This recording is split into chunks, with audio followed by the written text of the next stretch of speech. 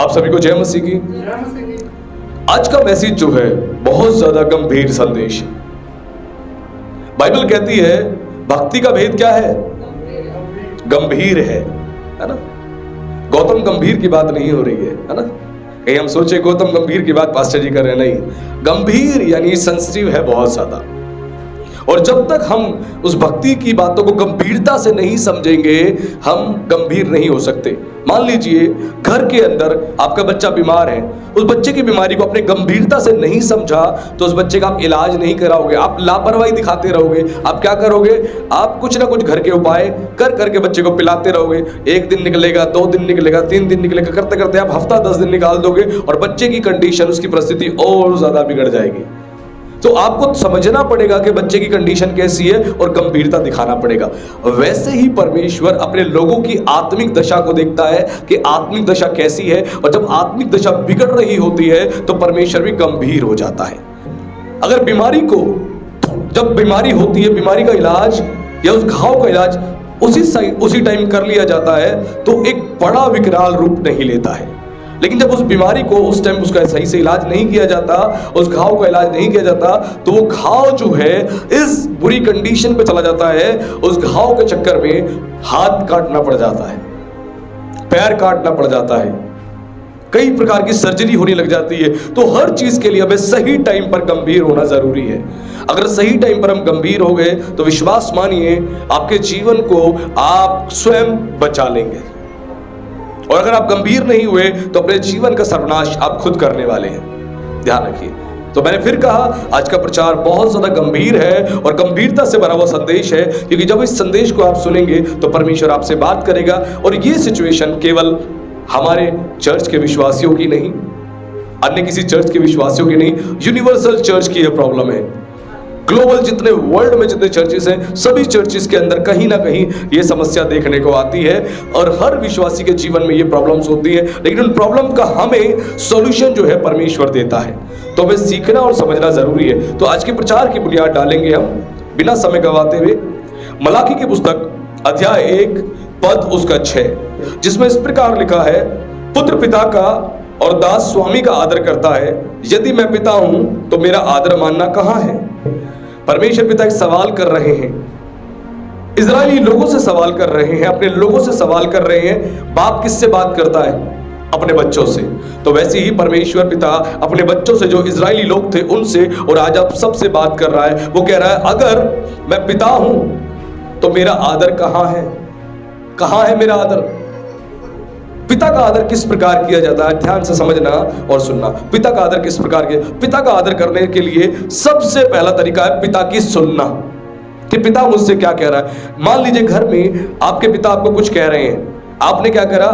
आपने उनकी बात को इग्नोर कर दिया, दरकिनार कर दिया। आप अपने फोन में लग गए, आप दूसरे कमरे में चले गए, आप किचन में चले गए। पिता कुछ कह रहे हैं, आपने पिता की बात को नहीं सुना। जब आप पिता की बात को नहीं सुनते तो आप पिता को कह देते हो अनादर।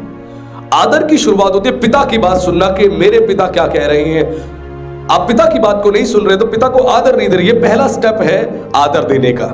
आदर देने का। आज कितने बच्चे अपने पिता की बात नहीं सुनते। पिता कहते रहते हैं बेटा सुन मेरी बात, तो इस काम को मत कर, इस काम को छोड़ दे, इस वाले काम को ज्वाइन कर ले। लेकिन बेटा कहता है नहीं नहीं नहीं नहीं नहीं नहीं, आप छोड़ दो, आप चुप रहो, आपको कुछ नहीं पता, आप कुछ भी नहीं जानते। वो उनकी बातों को इग्नोर करके, दरकिनार करके चला जाता है। एक बुद्धिमान बेटा जो होता है पिता की बात को गंभीरता से सुनेगा, ताकि पिता को महसूस हो कि मेरा बेटा मुझे आदर दे रहा है। वैसे ही परमेश्वर का वचन भी सिखाता है। जब परमेश्वर का वचन प्रचार किया जाता है उस समय गंभीरता से हमें पिता की बात सुननी है। अगर आप चर्च में आके परमेश्वर के वचन को सुन नहीं रहे, इट मीन्स आप परमेश्वर को आदर ही नहीं दे रहे हो। आदर ही नहीं दे रहे हो। आपने देखा होगा कितने मसीह बताते हैं चर्च खत्म होने के बाद एक दूसरे विश्वासियों को कि आज जो पास्टर जी ने प्रचार किया, प्रचार बड़ा अच्छा था लेकिन मुझे याद ही नहीं है, मुझे याद ही नहीं है। और अगले हफ्ते आते आते पूरा प्रचार भूल जाते हैं। क्यों? पिता को आदर ही नहीं देते। अभी अगर पता लग जाए, हमारे देश के प्राइम मिनिस्टर ने एक ऐलान किया है, जितनी भी महिलाएं हैं, जितनी राशन कार्ड धारक हैं, उन सबको 2-2 सिलेंडर मिलने जा रहे हैं और उनके अकाउंट में 2100 रुपए आने जा रहे हैं। बड़े ध्यान से कान लगा के सुनेंगे, वाह रे वाह, मोदी जी ने हमारे फायदे की बात बोली है, फायदे की बात बोली है। और अगर कुछ मिस हो जाएगा तो सबसे पूछेंगे एक दूसरे से, बहन क्या बोला था, पूरी बात बता, बहन तू बता, पूरी बात बता, तू पूरी बात बता, कैसे मिलेंगे, कहां से मिलेंगे, किस तरह मिलेंगे। लेकिन चर्च में जो प्रचार पूरा सुना हमने बैठ के, हम जो भूल गए, एक दूसरे विश्वासी से पूछते तक नहीं कि भाई आप बताना, पास्टर जी ने प्रचार किया था, आधा मुझे याद है, आधा मैं भूल गई, आधा क्या था, कभी पूछेंगे नहीं। वचन में ये बात उन्होंने सिखाई थी, मेरे दिमाग से उड़ गई, तो प्लीज मुझे बताओगे क्या, कभी नहीं करते।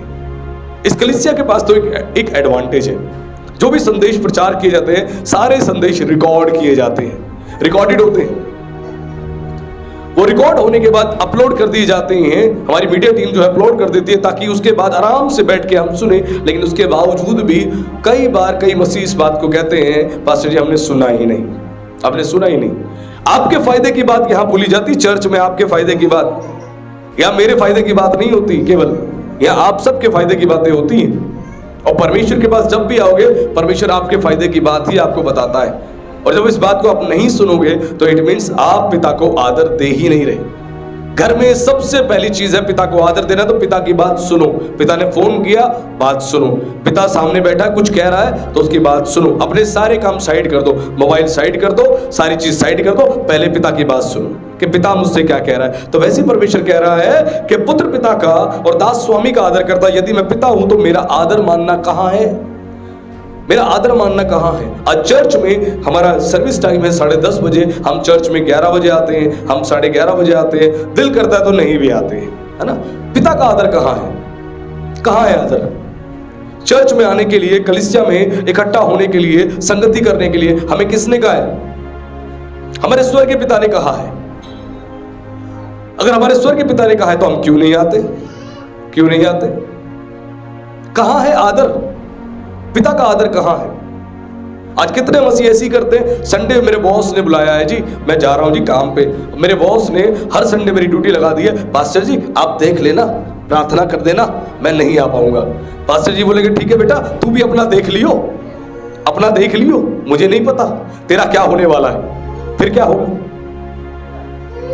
आप जब इस प्रकार करते हैं तो आप परमेश्वर को आदर नहीं देते। आज कितने विश्वासी इसी प्रकार जीवन जी रहे, पिता को कोई आदर नहीं देते। मैं आपको सच बता रहा हूं, कितनी कलीसियाओं का यह हाल है, विश्वासी चर्च में आते, बाइबल तक नहीं होती उनके पास। जो चर्च के विश्वासी हैं उन पे बाइबल तक नहीं होती, बिना बाइबल के हाथ झुलाते हुए आ जाते हैं, बिना हाथ ऐसे बाइबल के हाथ झुलाते हुए आ जाते हैं और अपने फोन में बाइबल खोल लेते हैं। वाह क्या पिता को आदर दे रहे। मैं कह रहा हूं केवल ये 250, 300, 400 रुपए की किताब को हाथ में लाने में, जो 200 ग्राम, 250 ग्राम या 300 ग्राम की होगी, लाने में इतनी तकलीफ होती है। अरे वाह, सोचिए आज हम किस प्रकार का जीवन जी रहे। क्यों नहीं हम पिता को आदर देते। बिना बाइबल के हम चर्च में कैसे आ जाते हैं। आज ऐसा ही है, लोग मोबाइल फोन को यूज कर रहे हैं, बाइबल लेके तक नहीं आते। कहां है पिता का आदर। बोलते हैं परमेश्वर हमारा पिता है, हम अपने पिता को आदर दे रहे हैं। ऐसे आदर नहीं मिलता। हो तेरी स्तुति हो आराधना, है ना, गीत गा दिया, आदर दे दिया। परमेश्वर को आदर देने का मतलब है उसकी आज्ञा मानना। और जब उसकी आज्ञा आप नहीं मानोगे, आप उसको आदर नहीं देते हो, आदर नहीं देते हो, तो सबसे पहली बात है पिता को आदर देना, उसकी सुनना है। इसी प्रकार तो वचन में लिखा है, जब तू परमेश्वर के भवन में आए सावधानी से चलना। तेरे बोल चाल, तेरे चलने फिरने से ऐसा ना हो कोई ठोकर लगे, सावधानी से चलना। उसके बाद बोला गया है मूर्खों के बलिदान चढ़ाने से उत्तम है परमेश्वर की बात को सुनना। ध्यान रखना, आप चर्च में अगर ऑफरिंग केवल दे के चले गए, दान की थैली में कुछ पैसे डाल के आप चले गए, प्रभु को भेंट दे के चले गए, लेकिन प्रचार आपने सुना ही नहीं, वचन आपने सुना ही नहीं, तो बाइबल क्या बता रही है उनको, मूर्ख। और 90% लोग ऐसे ही हैं। चर्च में आते हैं, वचन सुनते हैं, सारी बातों में उलझे रहते हैं। जब चर्च से जाते हैं फिर बोलते हैं अरे हमें तो कुछ याद ही नहीं था पास्टर जी ने क्या प्रचार किया। ये मैं नहीं कह रहा, ये परमेश्वर का वचन बता रहा है कि आप किस प्रकार जीवन को जी रहे हैं। तो सबसे पहले हमें खुद को ठीक करने की आवश्यकता है। हम पिता को आदर दे रहे हैं या नहीं, दे रहे हैं या नहीं। पिता को आदर देने का तरीका सबसे पहले मैंने बताया कि पिता को क्या करना है, पिता की सुननी है। और दूसरी बात है, पिता से जब भी बात करे तो आदर के साथ उसे पुकारे, आदर के साथ, आदर के साथ। कोई है जिसके पिता का नाम मान लीजिए रामलाल है, तो अपने पिता का नाम सीधा बोलता है, ए रामलाल मेरे पापा मेरी बात सुन। कोई ऐसे बोलता है? नहीं बोलता ना। अगर कोई ऐसे बोलेगा तो क्या वो इज्जत दे रहा पिता को? अनादर दे रहा है, तो हम समय समझना हम अपने पिता को कैसे आदर देते हैं। मैं सच बता रहा हूं, हमें प्रभु से भी बात करने का तरीका आना चाहिए। जब प्रभु यीशु मसीह का भी नाम लेते हैं तो आदर के साथ ले, आदर के साथ ले। हम प्रभु का नाम भी आदर के साथ नहीं लेते हैं, आदर के साथ। प्रभु को हम समझते हैं कि हम जो मर्जी कह देंगे चल जाएगा। अरे नहीं, वो सर्वशक्तिमान ईश्वर है, उसके नाम से दुष्ट आत्माएं कांपती है, उसके नाम से शैतान भी थरथराता है, और हम उसे आदर के साथ नहीं पुकारते हैं। कितने आप देखेंगे वर्शिप के कितने ऐसे सॉन्ग्स देखेंगे जिसमें प्रभु यीशु मसीह के नाम को लेकर गाने गाए जाते हैं, लेकिन ऐसा लगता है कि एक सेकुलर सॉन्ग है। इस तरह के अल्फाज होते हैं, लिरिक्स होते हैं, ऐसा लगता है कि सेकुलर सॉन्ग है, इस संसार के गीत है, उस प्रकार की वर्शिप होती है। केवल इंटरटेनमेंट। आराधना में परमेश्वर के नजदीक ले जाना होता है लोगों को, आराधना में, ना कि इंटरटेनमेंट करवाना होता है। इंटरटेनमेंट। एक चर्च में एक वर्शिपर आए और वो वर्शिप जब करवा रहे थे, वर्शिप करवाने के समय उन्होंने चर्च के लोगों से बोला, अगर आप सचमुच यीशु से मोहब्बत करते हैं तो आप लोग सारे उछल उछल के आप हमारे साथ डांस करेंगे। अगर आप डांस नहीं कर रहे तो यीशु से मोहब्बत आप नहीं करते हैं। उस चर्च में कई लोग बीमार थे, कई लोगों के हेल्थ इश्यूज थे, कई बुजुर्ग लोग थे, कई ऐसे लोग थे जिनको ये उछलना अच्छा नहीं लग रहा था, उनको सिर्फ गाना अच्छा लग रहा था, लेकिन वो इसी प्रकार कह रहे। तो उन्होंने क्या देखा, वर्शिपर ने कई लोग जो है इस तरह नहीं कर रहे जैसे हम कर रहे हैं, और कई सारे स्टाइल करवा रहे, ऐसे करो ऐसे करो ऐसे करो, हाथों की मूवमेंट करवा रहे। तो उसने जब बोला वर्शिपर ने, तो कई लोगों ने नहीं किया, तो उन्होंने बोला स्टॉप स्टॉप स्टॉप, सबको पीछे गाना बंद करवा दिया, म्यूजिशियंस को जो बजा रहे थे, और बोला ये आप 4-5 लोग जो हो, आप क्यों नहीं कर रहे? यीशु से आप मोहब्बत नहीं करते? क्या फायदा आपका चर्च में आने का, क्या फायदा आपका चर्च में बैठने का? और इस तरह बोल के उनके दिल को दुखा दिया। उसके बाद जो है जब वो उस वर्शिपर ने वर्शिप स्टार्ट करी, तो उसके बाद जितने वो लोग बैठे थे वो बेचारे अपसेट हो गए, डिप्रेस्ड हो गए। उस व्यक्ति ने फिर बाद में बोल दिया कि देखो अभी मैंने बोला तब भी नहीं सुधरे, इनके अंदर कोई यीशु के लिए मोहब्बत नहीं है, कोई मोहब्बत नहीं है। आपको परमेश्वर ने ऐसा नहीं बोला। यीशु से मोहब्बत करने का मतलब ये नहीं कि नाचोगे आप तो ही यीशु से मोहब्बत कर रहे हो। नाचने का मतलब मोहब्बत नहीं होता, केवल ध्यान रखना। यीशु ने बोला जो मुझसे मोहब्बत करता है मेरी आज्ञा, किसकी आज्ञा? परमेश्वर की पवित्र शास्त्र की आज्ञा मानेगा। नहीं नाचोगे तो ऐसा नहीं तुम यीशु से मोहब्बत नहीं करते। मैं कहना चाहता हूं जिनकी टांगों में समस्याएं हैं, कमर में समस्याएं हैं, हेल्थ इश्यूज है, आप नहीं भी नाच रहे ना तो भी ध्यान रखना, यीशु आपके दिल को देखता है, और आपका प्रेम यीशु के सामने सदैव एक वैल्यूबल रहेगा। ऐसा नहीं कि आपके प्रेम में यीशु कोई कमी देखेगा, नहीं, ये कहने की बातें होती हैं, ध्यान रखना। आज कई बार वर्शिपर्स ऐसा ट्रेंड अपना लेते हैं, ऐसा तरीका अपना लेते हैं कि चर्च के लोग अनकंफर्टेबल हो जाते हैं। हमेशा उन्हें कांग्रेगेशन देखनी चाहिए, कैसी कांग्रेगेशन है और किन के बीच में हम खड़े हैं। जवान हैं, यंग बच्चे हैं, उनके बीच में हम खड़े हैं, या हम मिक्स लोग हैं उनके बीच में हम खड़े हैं। आप इस तरह बोल सकते हैं, अगर आप में से कोई अपनी मर्जी से प्रभु की आराधना के समय नाचना चाहता है तो नाच सकता है, झूमना चाहता है तो झूम सकता है, और अगर कोई नहीं नाचना चाहता कोई बात नहीं, लेकिन प्रभु की आराधना जरूर करें। ये तरीका होता है। किसी को बंदूक सीधा माथे पे लगा के बोलना नहीं होता, नाचो नहीं तो तुम प्रभु से प्रेम नहीं करते, गोली चल जाएगी, ऐसे नहीं होता। हेलो, ऐसे नहीं होता। तो हमें सीखना पड़ेगा हम क्या कर रहे हैं, हम क्या कर रहे हैं, है ना। एक फिल्म थी, बहुत पुरानी फिल्म, जिस फिल्म का नाम था शोले। शोले में एक डायलॉग है ना, शोले में डायलॉग, गब्बर ने एक डायलॉग बोला था, गब्बर ने डायलॉग बोला, जो विलन था उस फिल्म का, उसने बोला, क्या बोला कि बसंती जब तक तेरे पांव चलेंगे उसकी सांसें चलेंगी, नहीं तो तेरे पांव बंद तो गोली चल जाएगी। तो ऐसे ही कई वर्शिपर तरीका बनाते हैं, जब तक तुम नाचोगे तो यीशु से मोहब्बत करते, नहीं तो गोली चल जाएगी, तुम नरक में जाओगे। अरे वाह, वाह रे वाह, कहां से ये तरीके अपना लिए। मैं बड़ा सचमुच दुखी होता हूं जब मैं ऐसे तरीकों को देखता हूं। लेकिन अच्छे आराधक हैं, अच्छे वर्शिपर हैं जो आत्मा से भर के आराधना करते हैं और आराधना में अगुवाई करते हैं लोगों की। तो हमें अपने पिता को आदर के साथ पुकारना है। आदर के साथ। वो कौन है? वो सर्वशक्तिमान परमेश्वर है, सर्वशक्तिमान परमेश्वर है, वो सर्वव्यापी है, सुप्रीम पावर है, ऑलमाइटी है।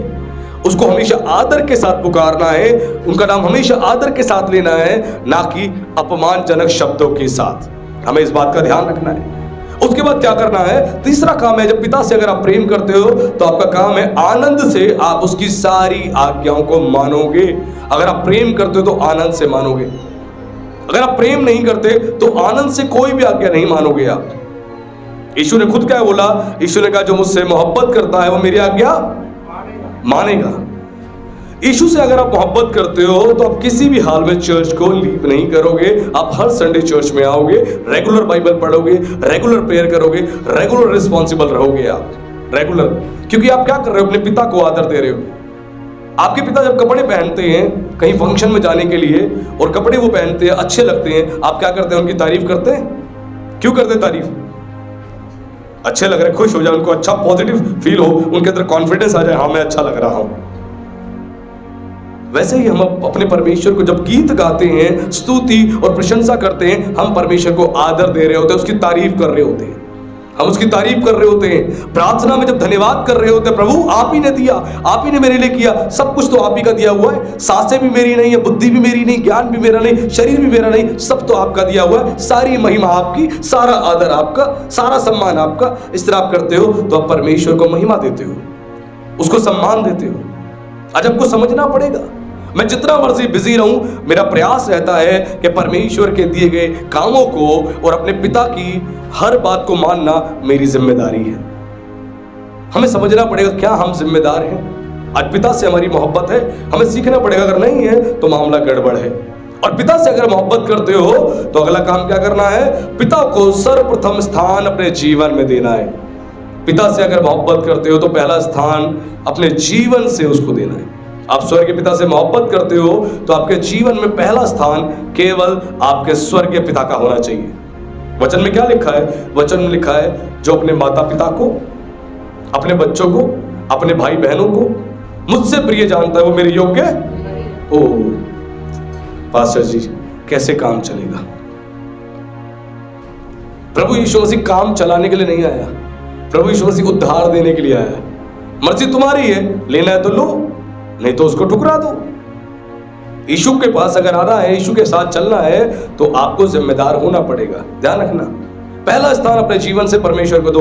अपने फंक्शंस को नहीं, अपनी परचेजिंग को नहीं, अपने दाएं बाएं आने जाने को नहीं, रिलेटिव्स को नहीं, सबसे पहला स्थान अपने जीवन से परमेश्वर को दो। ये परमेश्वर चाहता है। और आप नहीं देते हो तो आप भले ही बोलो नहीं नहीं सच में मैं प्रभु को ना पहला स्थान अपने जीवन से देता हूं या मैं देती हूं, वो दिखाई दे जाएगा आप नहीं देते हो। अगर आप देते हो तो वो भी दिखाई दे जाएगा कि आप देते हो। बाइबल कहती है हर एक पेड़ अपने फलों से पहचाना जाता है, फ्रूट से, यानी उसके व्यवहार, उसके चरित्र, उसके कामकाज से पता लग जाता है ये पेड़ कैसा है, ये पेड़ कैसा है। आज आपको यहां चेक करना है कि हम अपने जीवन में पहला स्थान परमेश्वर को देते हैं, पिता को, या नहीं। सर्वप्रथम स्थान उसको देना है, क्योंकि बाइबल की भी आज्ञा यही है। मरकुस 12:30 में लिखा है, और तू प्रभु अपने परमेश्वर से अपने सारे मन और सारे प्राण और अपनी सारी बुद्धि और अपनी सारी शक्ति के साथ प्रेम रखना। हालेलुया। बाइबल की सबसे बड़ी आज्ञा है, सबसे बड़ी कमांडमेंट से है, सबसे बड़ी। परमेश्वर को अगर पहला स्थान नहीं आप दे रहे हैं तो विश्वास मानिए आप अपने जीवन में एक उत्तम भाग को खो देते हैं, उत्तम भाग खो देते हैं। मार्था भी काम में लगी हुई थी, मरियम भी थी वहां पर, दोनों बहनें थी। मार्था काम में लगी थी लेकिन मरियम यीशु के चरणों में बैठी थी। और यीशु ने क्या बोला? मार्था के काम करने के तरीके को या काम को अप्रिशिएट नहीं किया, बल्कि मरियम को अप्रिशिएट किया। और प्रभु ने बोला, हे मार्था, मरियम ने सबसे उत्तम मार्ग चुन लिया है। परमेश्वर को पहला स्थान देना सबसे उत्तम मार्ग है आपके जीवन में। अगर परमेश्वर को पहला स्थान आप नहीं देते हैं तो विश्वास मानिए आपने एक उत्तम मार्ग नहीं, एक घटिया मार्ग चुन लिया है। और घटिया मार्ग में चलोगे, वो घटिया मार्ग में केवल समस्या, परेशानी और तकलीफ आएगी। और यीशु ने कहा एक अच्छा मार्ग मैं ही हूं, यीशु ही वो मार्ग है। अगर यीशु को आपने सम्मान नहीं दिया तो आप मान लीजिए आप उसको आदर नहीं दे रहे हो, आदर नहीं दे रहे हो। आज हमें खुद को क्रॉस चेक करना है कि हम किस प्रकार जीवन को व्यतीत कर रहे हैं। क्या हम अपने जीवन में पहला स्थान, सर्वप्रथम स्थान परमेश्वर को देते हैं? अब कैसे दिया जाता है परमेश्वर को पहला स्थान? यहां पे लिखा है कि पुत्र पिता का और दास स्वामी का आदर करता है। यदि मैं पिता हूं तो मेरा आदर मानना कहां है? और पिता को आदर देने का, सर्वप्रथम स्थान देने का तरीका क्या है? तरीका है कि आप अपने परिवार में सबसे पहला स्थान अपने परमेश्वर को देंगे। उसके बाद आपको जब परमेश्वर कोई भी चीज की आशीष देता है, सबसे पहले परमेश्वर को धन्यवाद देंगे। आपके जीवन में परमेश्वर कोई भी फाइनेंसेस देता है, फाइनेंसेस में सबसे पहले पहला हिस्सा निकाल के आप परमेश्वर को देंगे। आपको परमेश्वर प्रमोशन देता है, सबसे पहले आप परमेश्वर को महिमा देंगे। अच्छी पत्नी देता है, परमेश्वर को महिमा देंगे। अच्छी बहू देता है, परमेश्वर को महिमा देंगे।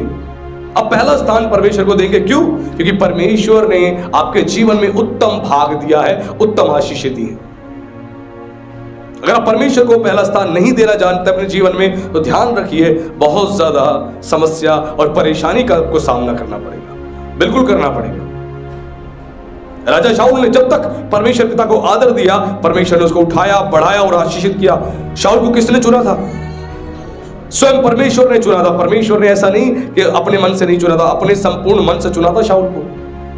लेकिन शाऊल ने क्या किया? एक समय आने के बाद उसने परमेश्वर की आज्ञा नहीं मानी, उल्लंघन कर दिया। और परमेश्वर ने उसको आज्ञा कैसे दी थी? शमूएल के द्वारा, अपने दास के द्वारा उस तक कमांडमेंट्स पहुंचाई थी। लेकिन उसने शमूएल की बातों को तुच्छ जाना, क्योंकि उसको लगता था मैं तो आत्मा से भरा हूं, अभिषिक्त हूं, मैं खुद स्वयं परमेश्वर को जानता हूं, कोई बात नहीं, कुछ नहीं होगा। परमेश्वर आपके जीवन को नियंत्रित करने के लिए, आपके जीवन को सही करने के लिए, आपके जीवन को बेहतर बनाने के लिए किसी ना किसी को जरिया बनाता है, ताकि परमेश्वर एक सही डायरेक्शन में आपको लेके जाए, एक अच्छी शेप देने के लिए, एक अच्छा आकार देने के लिए। अपने जीवन में पहला स्थान आप परमेश्वर को देना सीखे। अपने बच्चों को नहीं, नाती पोतों को नहीं, बेटियों को नहीं, बेटों को नहीं, दामादों को नहीं, किसी अन्य काम को नहीं, सबसे पहला स्थान परमेश्वर को। दुनिया इधर से इधर हो जाए, अगर मैं परमेश्वर के साथ मैं वाचा में हूं, मैं कमिटमेंट में हूं, तो वाचा मैं नहीं तोड़ूंगा, मैं कमिटमेंट नहीं तोड़ूंगा, चाहे कुछ भी हो जाए, कुछ भी हो जाए।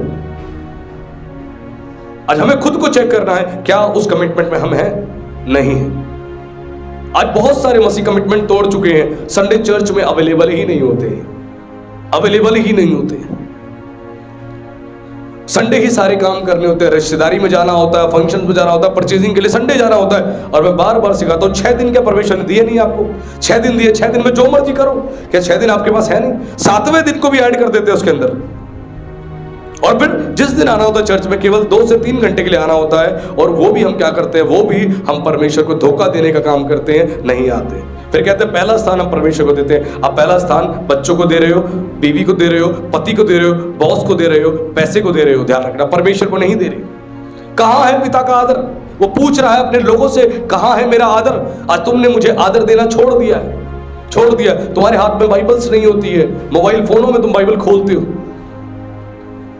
आज तुम बैठ के बाइबल स्टडी नहीं करते हो। आज तुमने प्रार्थना करनी छोड़ दी, बाइबल पढ़नी छोड़ दी। तुम केवल फॉर्मेलिटी का जीवन जीते हो। 2 मिनट की छोटी सी प्रार्थना, थका हारा हूं, सो जाऊं। परमेश्वर कह रहा है कि तुझे शैतान ने फंसा रखा है, तू उलझा रहा है, उलझा रहा है, उलझा रहा है, और तू शैतान की चाल समझ ही नहीं पा रहा। पौलुस कहता है कि शैतान की युक्तियों को हम जानते हैं, उसका कोई दांव हम पर नहीं चलता। पौलुस जानता था पहले से शैतान की सारी चालों को। आज हम मसीह लोग कुछ जानते ही नहीं, हमें फंसा दिया, रिश्तेदारी में फंसा दिया, हमें अन्य काम काजों में फंसा दिया शैतान ने, और हम फंस गए और उलझ गए। और हमने क्या किया? परमेश्वर को स्थान देना छोड़ दिया। और फिर बाद में केवल समस्या, केवल परेशानी और तकलीफ में आ जाते हैं। खुद को हमें चेक कर रहा है, हम क्या कर रहे हैं? पूरा दिन कौन तुम्हें फंसा के रख रहा है? कौन तुम्हें डिस्टर्ब करके रख रहा है? मरियम यीशु के चरणों में बैठी थी, और यीशु ने खुद बोला कि सबसे उत्तम मार्ग चुन लिया है। आपके घर में बैठना उत्तम मार्ग नहीं है, कहीं और जाना उत्तम मार्ग नहीं है। जिस दिन परमेश्वर की आराधना सभा होती है, प्रार्थना होती है, उस दिन चर्च में आके बैठना सबसे उत्तम मार्ग है आपके लिए, जहां से आपकी परेशानियों का समाधान और निवारण परमेश्वर देने जा रहा है। आज आपको अपने जीवन से पिता को आदर देना है, आदर, क्योंकि नीति वचन उसके 1:8 में लिखा है, हे मेरे पुत्र अपने पिता की शिक्षा पर कान लगा। आज पिता को शिक्षा दे रहा है, क्या पिता की शिक्षा पर हम कान लगा रहे हैं? नहीं। आज हमारे कान सब जगह लगे हुए हैं, लेकिन पिता की शिक्षा पर नहीं लगे। पिता को आदर कब देते हो?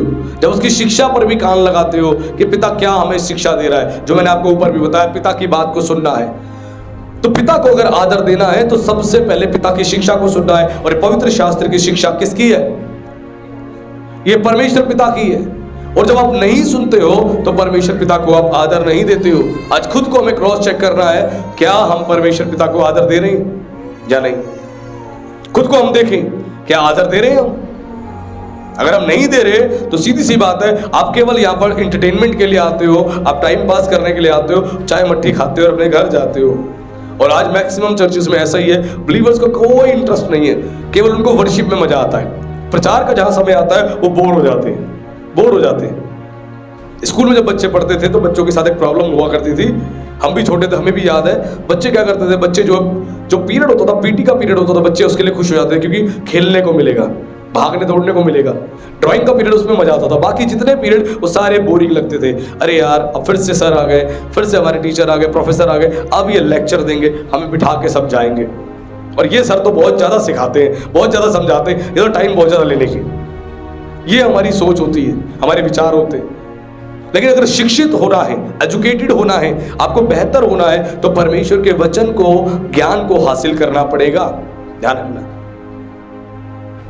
एक बात मैं बताता हूं आपको। एक बार एक मसीह प्रार्थना कर रहा था, प्रभु से बड़ी प्रार्थना कर रहा था, कहता था प्रभु मुझे तू प्रभु बुद्धि और ज्ञान से भर दे, समझ से भर दे। बड़ी प्रार्थना करता था, ऐसी करता रहा। और जब भी वो प्रार्थना करता उसको एक अलग से दर्शन दिखाई देता। दर्शन क्या दिखाई देता? उसको बाइबल दिखाई देती, बार बार दर्शन में बाइबल दिखाई देती दर्शन में। और ऐसे करते करते उसने कई साल निकाल दिए, 7 साल निकाल दिए। एक बड़ी सभा में गया था, एक क्रुसेड में गया था, और वहां पे जाके उसने प्रचार को सुना उस पासवान के। उसके बाद प्रार्थना करवाने के लिए जब ऑल्टर कॉल दी जाती है, वो आगे आया प्रार्थना करवाने के लिए। और जब प्रार्थना पास्टर उनके लिए करने लगे तो उसने बोला कि पास्टर जी प्लीज एक सवाल है मेरा, एक बात है मेरी। उन्होंने कहा हाँ बोलो। तो उस भाई ने बोला कि पास्टर जी मैं प्रार्थना कर रहा हूं मैं पिछले 7 सालों से कि प्रभु मुझे बुद्धि ज्ञान समझ से भर दे, लेकिन अभी तक प्रभु ने भरा नहीं। उन्होंने कहा कि आपको प्रार्थना में क्या दिखाई देता है? उसने बोला प्रार्थना में एक दर्शन मुझे दिखाई देता है। उन्होंने बोला क्या? कह रहे बाइबल दिखाई देती है। वो हंसते हुए बोले, कह रहे बेटा तूने इस बात को समझने में 7 साल लगा दिए। यानी परमेश्वर ने तेरी प्रार्थना का उत्तर तुझे उसी दिन दे दिया था 7 साल पहले, और तुझे बता दिया था इस पवित्र शास्त्र को पढ़, तुझे बुद्धि, तुझे ज्ञान, तुझे समझ मैं इसी से देने वाला हूं। लेकिन तूने 7 साल लगा दिए। आज बहुत सारे मसीह जानते हैं कैसे हमारी आत्मिक उन्नति होगी, हमारी ग्रोथ होगी, हम सक्सेसफुल बनेंगे, कैसे हम ब्लेस्ड हो पाएंगे, कैसे हमारी फैमिली ब्लेस्ड होगी, जानते हैं लेकिन मानते नहीं है। बाइबल को छोड़ देते। बाइबल के अलावा कहते हैं कि कोई समाधान मिल जाए, कोई फॉर्मूला मिल जाए, कैसे हमारा सॉल्यूशन होगा। बाइबल छोड़ देते, प्रार्थना छोड़ देते, सॉल्यूशन कैसे होगा, सॉल्यूशन कैसे होगा। फास्टिंग छोड़ देते हैं, फेलोशिप छोड़ देते हैं, सॉल्यूशन हो जाए हमारा, सॉल्यूशन नहीं होगा। हम गीत गाते हैं ना, आराधना में है छुटकारा, आराधना में है चंगाई। जब छुटकारा भी आराधना में, चंगाई भी आराधना में, तो बिस्तर पे लेट के कौन सी चंगाई मिलने वाली है? मुझे बताओ, कौन सी चंगाई मिलने वाली? नहीं मिलने वाली। इससे बढ़िया है प्रभु के घर में आ जाओ, प्रभु आपको चंगाई दे देगा, आपको ब्लेस कर देगा। और हमें ये समझना और सीखना जरूरी है। ये पिता को आदर देने वाली बात चल रही है कि पिता को आदर कैसे देना है, क्योंकि इजरायली लोग, प्रभु के दास लोग परमेश्वर को आदर नहीं दे रहे थे, आदर नहीं दे रहे थे अपने जीवन से। आज वैसी ही परिस्थिति, आज वैसी ही कंडीशन हमारी है। उसी प्रकार बाइबल में एक बड़ा अच्छा दृष्टांत बताया गया है, मत्ती 21 में बताया गया है। एक पिता ने क्या करा, 2 बेटों को आदेश दिया। पहले बेटे को आदेश दिया, उसको बोला कि तू एक काम कर, तू खेत में जा, दाख की बारी में जा, जाके काम कर। तो पहले बेटे ने क्या करा, मना कर दिया, मैं नहीं जाऊंगा। उसके बाद उसने क्या किया, वो पछता के चला गया। बाप ने दूसरे बेटे से बोला कि बेटा तू चला जा दाख की बारी में काम करने के लिए। हाँ पिताजी, अभी जाता हूं पिताजी। और उसके बाद वो नहीं गया, पिताजी को धोखा दे दिया। यह समझने वाली 2 बातें हैं। पिता ने दोनों बेटों को कहा, पहले बेटे को कहा जा दाख की बारी में जाके काम कर। उसने बोला मैं नहीं जाऊंगा, लेकिन थोड़ी देर बाद पछताया कि मैं पिता की बात का उल्लंघन कर रहा हूं, और पछता के चला गया। दूसरे बेटे को बोला पिता ने कि बेटा तू चला जा। उसने बोला हाँ जी पिताजी मैं जाता हूं, लेकिन वो नहीं गया। पिताजी को उसने धोखा दे दिया। ठीक इसी प्रकार मसीह लोग चर्च में सुनते हैं प्रचार, कहते हैं हाँ जी पास्टर जी मानेंगे, प्रभु के वचन के अनुसार चलेंगे, सुन लेते हैं लेकिन मानते नहीं है। यहां सब कर देते हैं हाँ जी pastor ji, praise the lord, आमीन, हालेलुया, वाह क्या मैसेज था, मजा आ गया, अब पिता की बात हम मानेंगे। नहीं मानते। लेकिन जो मना कर देता है मैं नहीं मानूंगा, मैं नहीं मानूंगा, वो पछताता है बाद में, और उसके बाद वो मानता है। अगर सचमुच आपके अंदर पश्चातापी हृदय है, सच्चा रिपेंटेंस आप करते हैं, तो आज से पहले जितना भी जीवन आपने जिया, अपने पिता को अनादर के साथ बोलते हुए, व्यवहार करते हुए, अब से आप नहीं करेंगे। आप अपनी गलती को मानेंगे, सच्चा पश्चाताप करेंगे और अपने पिता को आदर देंगे, अपने पिता को सम्मान देंगे। ये आपको सीखना पड़ेगा, नहीं समझेंगे तो काम नहीं चलेगा। और पिता को हम आदर कैसे देते हैं, बहुत तरीके हैं, लेकिन मैं आपको समझा रहा हूं थोड़ा सा तरीके से, ताकि आप लोग समझ जाओ। मत्ती उसके 5:16 में लिखा है, उसी प्रकार तुम्हारा उजियाला मनुष्य के सामने चमके कि वह तुम्हारे भले कामों को देखकर तुम्हारे पिता की जो स्वर्ग में है बढ़ाई करे। ये खुद परमेश्वर ने कहा कि तुम्हारा उजियाला जो है मनुष्य के सामने चमके, शाइन करे। अब हमारा उजियाला क्या है? उजियाला क्या है? लाइट लगा के घूमे बॉडी में, अलग अलग लाइट लगा के घूमे कि लोग देखे हाँ हम चल रहे हैं? नहीं नहीं, हमारा उजियाला हमारा काम, हम कैसे बोल रहे हैं, कैसे काम कर रहे हैं, गरीबों की कैसे मदद करते हैं, एक दूसरे से कैसे व्यवहार करते हैं, एक दूसरे की कैसे सहायता करते हैं, ये चीज दिखाती है। ध्यान रखना, लिखा है कि तुम्हारा उजियाला चमके, ये नहीं कि चमक के बंद हो जाए, चमकता रहे, शाइन करता रहे, शाइन करता रहे। सूरज जब आता है अपनी चमक को छोड़ता है, चांद जब आता है अपनी चमक को छोड़ता है, तारे जब आते हैं अपनी चमक को छोड़ते हैं, वो अपनी चमक को छोड़ते हैं, चमक दिखाते रहते हैं, दिखाते रहते हैं। वैसे ही यदि तुम प्रभु के बच्चे हो तो तुम्हें अपने भले काम करते रहने, करते रहने, करते रहने, उसको बंद नहीं करना, ताकि लोग क्या करें? तुम्हारे भले कामों को देखकर। कौन से भले काम? तुमने किसी गरीब की मदद करी, तुमने किसी को हॉस्पिटल ले जाके एडमिट करवाया, तुमने किसी का साथ दिया, किसी को तुमने हेल्प करी, तुमने किसी की कोई मदद करी नौकरी लगवाने के लिए, तुमने किसी को कोई हेल्प करी गाड़ी दिलवाने के लिए, घर दिलवाने के लिए, किसी प्रकार की भी तुमने हेल्प करी, तुमने फाइनेंसिस से हेल्प करी, कुछ भी तुमने किया, वो तुम्हारे भले काम है। लोग तुम्हारे भले काम देखकर तुम्हारे स्वर्ग के पिता की क्या करेंगे? बढ़ाई करेंगे। तो ध्यान रखिए इस बात को, स्वर्ग के पिता की अगर बढ़ाई आप चाहते हो तो आपको अपने भले काम दिखाने पड़ेंगे। और अगर आपके भले काम नहीं दिखाई दे रहे हैं तो ये चिंता का विषय है। ध्यान रखना, ये बहुत टेंशन का विषय है। इसीलिए मैं हर एक से कहना चाहता हूं, खुद को हमें सही करना है। ये ना सोचे फटाफट से पास्टर जी मैसेज खत्म करें और हम यहां से रवानगी ले। ध्यान रखिए, निर्णय आपका है, निर्णय पास्टर का नहीं है। ध्यान रखिएगा। तो हमें सबसे पहले यहां सीखना है, क्योंकि अगर परमेश्वर का हम आदर नहीं देते तो विश्वास मानिए परमेश्वर भी आपको आदर नहीं देगा, नहीं देगा। और सच बता रहा हूं मैं, ये बात सीखनी हमें बहुत जरूरी है। और दूसरी बात है कि आपको जो है अपने आचरण को समाज में सबके बीच में ठीक रखना पड़ेगा, ताकि लोग आपके जीवन को देखकर प्रभु की महिमा करें। और मैं फिर इस बात को कह रहा हूं, अगर हम कभी भी किसी भी रविवार को कोई भी अपने कामों को करते हैं चर्च की सर्विसेज के टाइम पे, तो ये बड़े दुख की बात है। ध्यान रखना, ऐसे बिलीवर, ऐसे मेंबर्स को समझाने की आवश्यकता है। पासवान को अगर वो नहीं समझते हैं तो उसके बाद एक एक्शन लेने की आवश्यकता है, क्योंकि ये मजाक की जगह नहीं है। संडे आपने क्यों काम चुन रखे हैं? संडे वाले दिन आपने, सर्विस वाले दिन क्यों सारे कामों को पकड़ रखा है? क्यों? परमेश्वर से बढ़कर आपके लिए फाइनेंसिस है, परमेश्वर के लिए बढ़कर, परमेश्वर से बढ़कर आपके लिए वो सामान है? नहीं होना चाहिए। ध्यान रखना, आज सीखने की आवश्यकता है। कितने मसीह कहते हैं कि पास्टर जी संडे ना हम चांदनी चौक जाएंगे ना तो वहां चोर बाजार में बड़ा सस्ता सामान मिलता है, वहां चले जाते हैं, वहां चले जाते हैं। तो कई मसीह उनको समझाते, कहते हैं भाई आपके लिए पहले इंपॉर्टेंट चर्च है, ना कि संडे मार्केट, ना कि सस्ता सामान। कितना सस्ता ले आओगे? 200 रुपए सस्ता, 500 रुपए सस्ता, 1000 रुपए सस्ता, बस इससे क्या सस्ता ले आओगे? कोई चीज 2000 की है तुम्हें 1000 की मिल जाएगी, और क्या होगा? उस सस्ते के चक्कर में तुम अपनी महंगी आशीष को गवा रहे हो, सस्ते के चक्कर में। और ये तुम्हारी पहचान है कि तुम्हारे अंदर परमेश्वर के प्रति आदर नहीं। ध्यान रखना, हमें सीखना है। संडे बहुत सारे काम होते हैं सबके, संडे छुट्टियां होती है, संडे हम ये कर सकते हैं, वो कर सकते हैं। अगर आप भी उन कामों में शामिल होते हो तो ध्यान रखिए आपको अभी परमेश्वर न्याय करेगा। किसी को सपोर्ट भी मत करना, किसी बिलीवर को सपोर्ट भी मत करना कि आप संडे जाके ये काम कर लो, कोई बात नहीं, कोई बात नहीं, आप संडे कर लो। सपोर्ट नहीं करना। अगर आप उसको सपोर्ट कर रहे हो, मसीह है, तो परमेश्वर आपको फिर उठा के पटकेगा कि भैया सलाह तो तू दे रहा। बाइबल में लिखा है ठोकरों का लगाना अवश्य है, लेकिन हाय उस पर जिसके कारण लगती है। यानी उसको ठोकर खिलाने के लिए तू आगे बढ़ा है। बहन तेरी वजह से उसको ठोकर लग गई, भाई तेरी वजह से ठोकर लग गई, तूने ठोकर खिला दी। तूने चर्च की इंपॉर्टेंस नहीं बताई, तूने परमेश्वर के भवन की इंपॉर्टेंस नहीं बताई, तूने बाजार की इंपॉर्टेंस बता दी। वहां चले जाओ, बहुत सस्ता माल मिलेगा संडे को। वाह रे वाह। हमें खुद को चेक करना है, ध्यान रखना।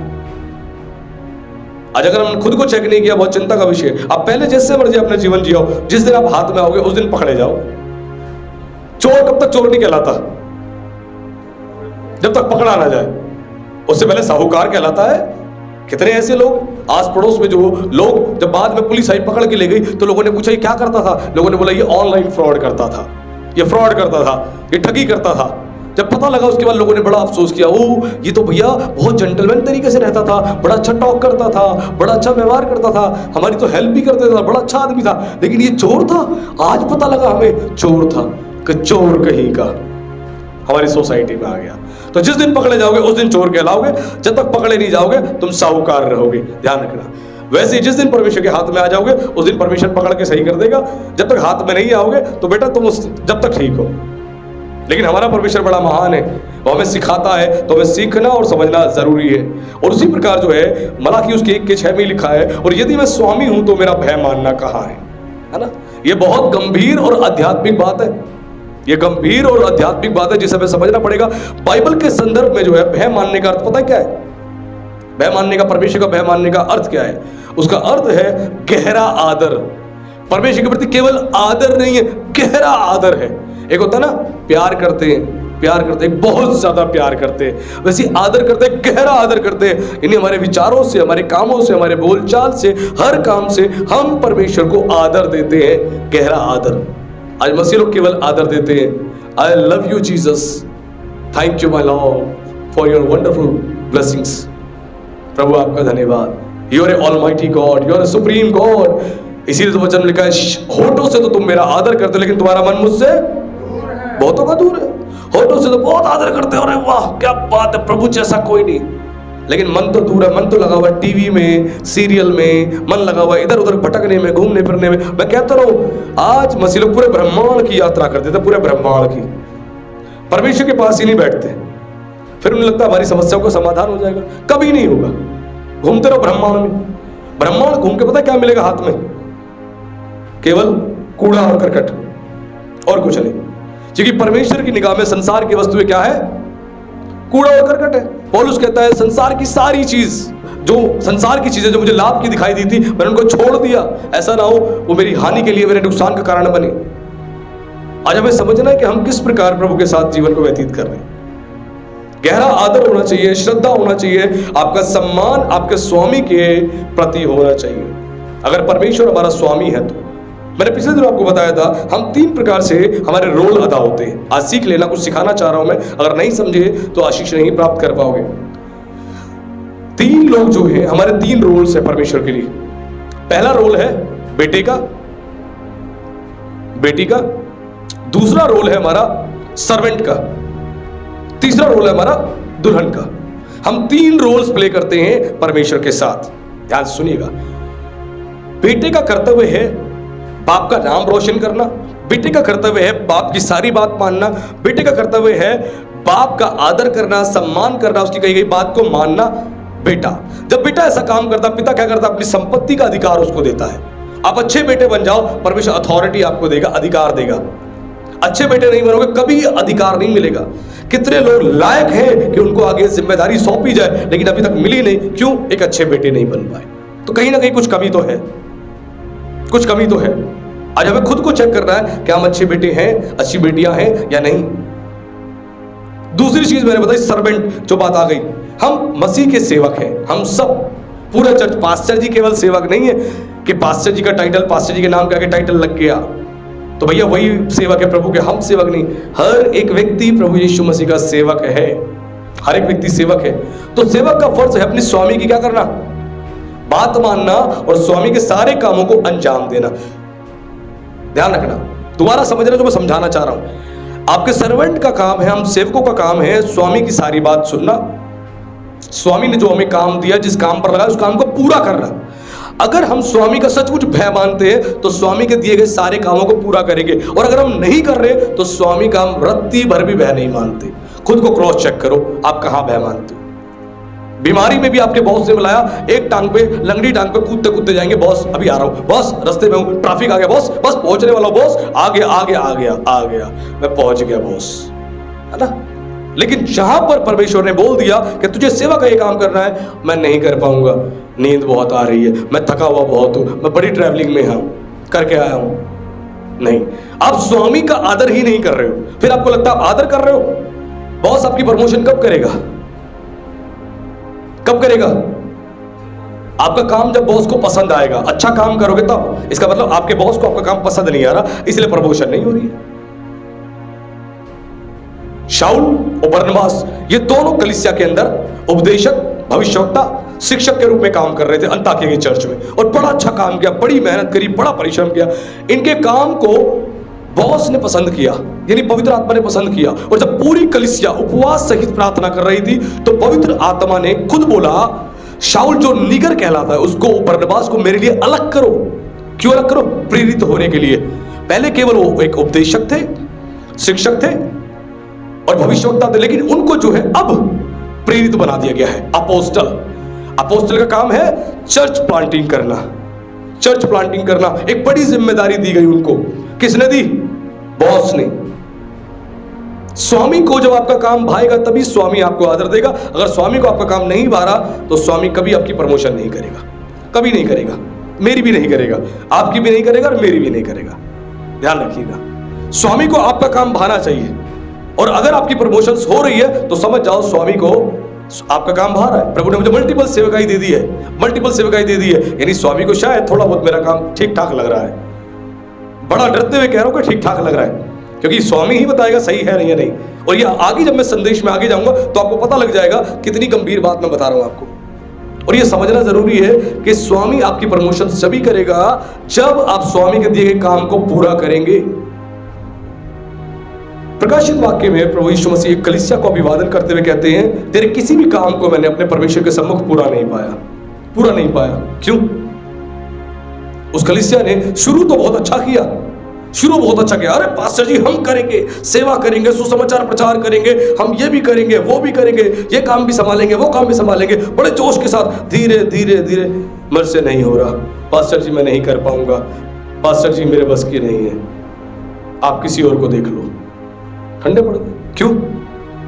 उसका कारण है हमने शुरू तो बहुत अच्छा किया लेकिन आगे हम चल नहीं पाए।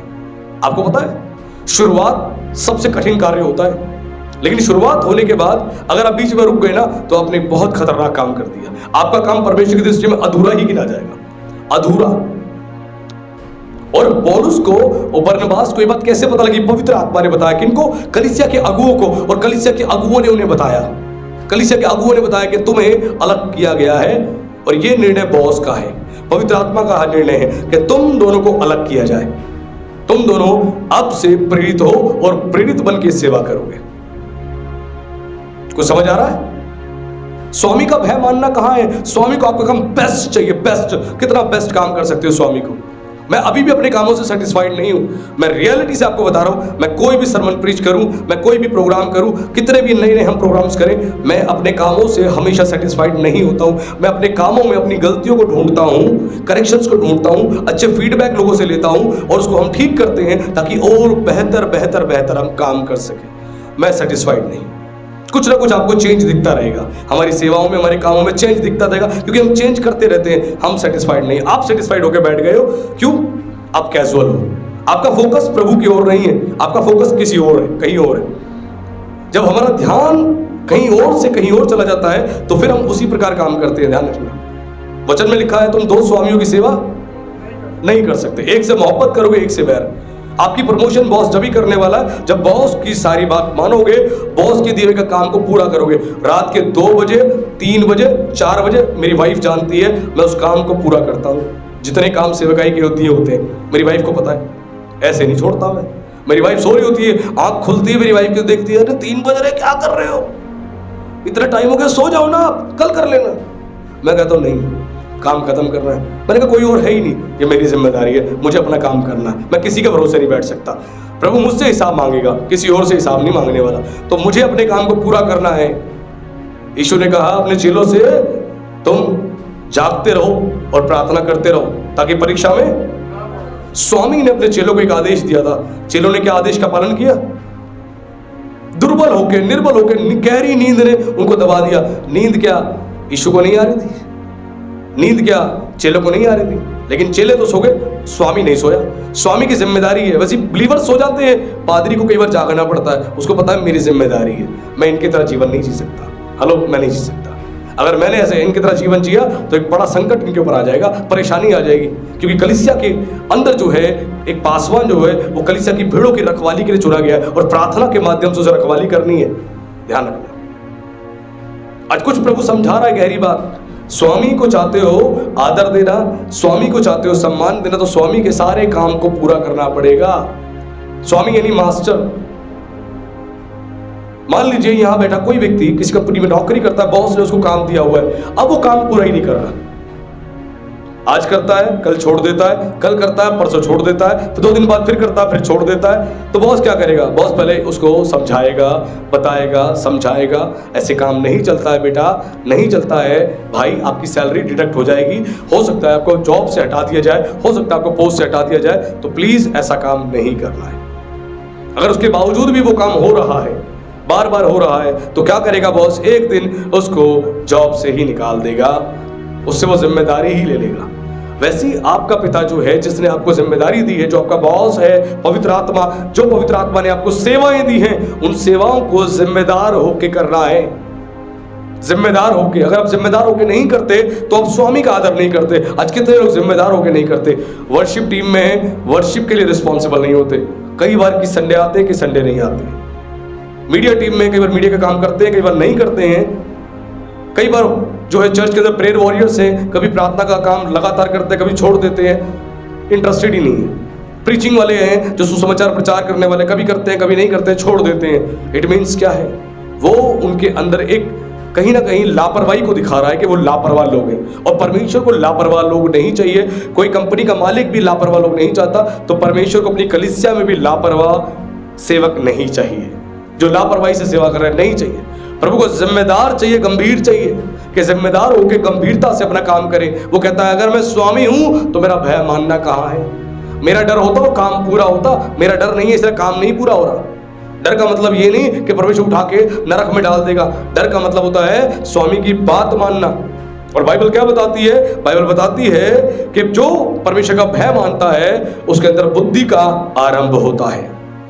स्वामी का भय मानोगे ना तो बुद्धि आपकी बढ़ेगी। अगर आपकी बुद्धि का विकास नहीं हो रहा तो समझ जाना आप स्वामी की बात नहीं सुनते। कई मसीह ने बोला पास्टर जी मेरे पास बुद्धि नहीं है, मेरे पास ज्ञान नहीं है, मैं 10 साल से मसीह में हूँ, 5 साल से मसीह में हूँ, 3 साल से मसीह में हूँ, ना मेरी बुद्धि का विकास हो रहा है, ना मेरी ज्ञान का विकास हो रहा है, ना मेरी समझ का विकास हो रहा है। इसका क्या मतलब है? आप स्वामी का भय ही नहीं मानते। आपके अंदर भय नहीं है। भय नहीं होगा तो विकास ही नहीं होगा, क्योंकि खुद बाइबल कहती है कि परमेश्वर का भय मानना बुद्धि का आरंभ है, यानी शुरुआत है, बढ़ोतरी नहीं है, उन्नति नहीं है, वो तो बिगिनिंग है, वो केवल शुरुआत है। आपकी शुरुआत ही नहीं हुई तो फिर ग्रोथ कैसे होगी भाई? जब तक आपकी शुरुआत ही नहीं होगी ग्रोथ कैसे होगी? जैसे मैंने कहा पहला कदम बड़ा मुश्किल है उठाना, और जब किसी काम के लिए पहला कदम उठा लेते हो उसके बाद ही काम होते हैं। अगर पहला कदम नहीं उठाते तो उसके बाद वो काम नहीं हो पाते। ध्यान रखना। आज हम परमेश्वर के भवन में जब आते हैं हमें एक एक बातों का ध्यान रखना। मैं सबको कह रहा हूं, अगर आप नहीं है जिम्मेदार तो विश्वास मानिए परमेश्वर के आत्मा को आप दुख पहुंचा रहे, और परमेश्वर का आत्मा बहुत सारे निर्णय लेना जानता है। ध्यान रखना, बहुत सारे निर्णय मेरे लिए भी और आप सबके लिए भी। उसको पहले सम्मान देना, ध्यान रखना। सम्मान नहीं देना तो आशीष नहीं मिलेगी। कई चर्चेस में अलाउ तक नहीं है कि चर्च के अंदर बिलीवर्स फोन का यूज करें, अलाउ तक नहीं है, लेकिन फिर भी हम करते हैं। क्यों? हम परमेश्वर को आदर ही नहीं देते। प्रभु को नहीं चाहिए, आपका कैजुअल होना नहीं चाहिए। मैं ढीला याजक नहीं कहलाना चाहता। एली याजक जो ढीला याजक था, बेटे कुछ भी कर रहे हैं, दिखाई दे रहा है, सुनाई दे रहा है, पता लग रहा है, फिर भी कुछ नहीं बोला अपने बेटों को। उसने जो एक याजक के रूप में सेवा कर रहे थे मंदिर में, कुछ नहीं बोला। क्या परिणाम हुआ? वो तो मरे, साथ में वो भी मरा। अगर मैं आज आपकी गलतियों पे आपको नहीं डांटूंगा, नहीं फटकारूंगा, नहीं समझाऊंगा, आप तो जाओगे जहां आपने जाने का चुनाव किया है, आपके साथ मुझे भी जाना पड़ेगा। मैं डरता हूं भाई, मैं बहुत कांपता हूं, डरते हुए कांपते हुए सेवा करता हूं। मैं ऐसे सेवा नहीं करता कैजुअल होके। मेरी सेवा कैजुअल होके सेवा करने वाली सेवा नहीं है, बड़ी जिम्मेदारी के साथ मैं अपने कामों को अदा करता हूं। और ऐसा होना है, अगर सचमुच वो आपका स्वामी है तो स्वामी का भय मानो, भय मानो। नहीं भय मानोगे तो आशीष नहीं मिलेगी। अब आते बड़ी इंटरेस्टिंग बात पे, जो इस प्रचार का जो सेंटर पॉइंट का एक मतलब मध्य एक बहुत अच्छा संदेश है।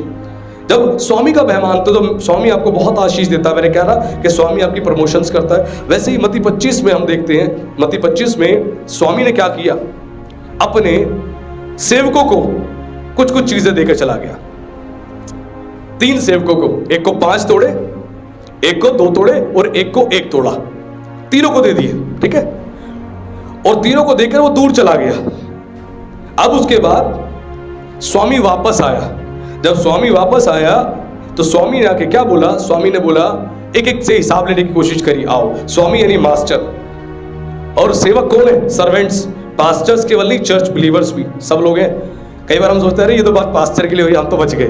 नहीं, ये सब के लिए बात हो रही है, ध्यान रखना। अब स्वामी ने आके पूछा, स्वामी ने बोला 5 वाले से, हाँ भैया मुझे हिसाब दो, तूने क्या किया 5 का? तो उस 5 वाले ने बोला, स्वामी मैंने ना 5 से 5 तोड़े और कमाए, यानी जो आपने 5 मुझे गिफ्ट दिए थे, टैलेंट्स दिए थे, 5 उन टैलेंट से 5 टैलेंट और मैंने कमाए। स्वामी सुन के बड़ा खुश, वाओ वंडरफुल, क्या बात है, तेरे को 5 देकर गया था, तूने 5 से 5 और बना लिए। हाँ स्वामी।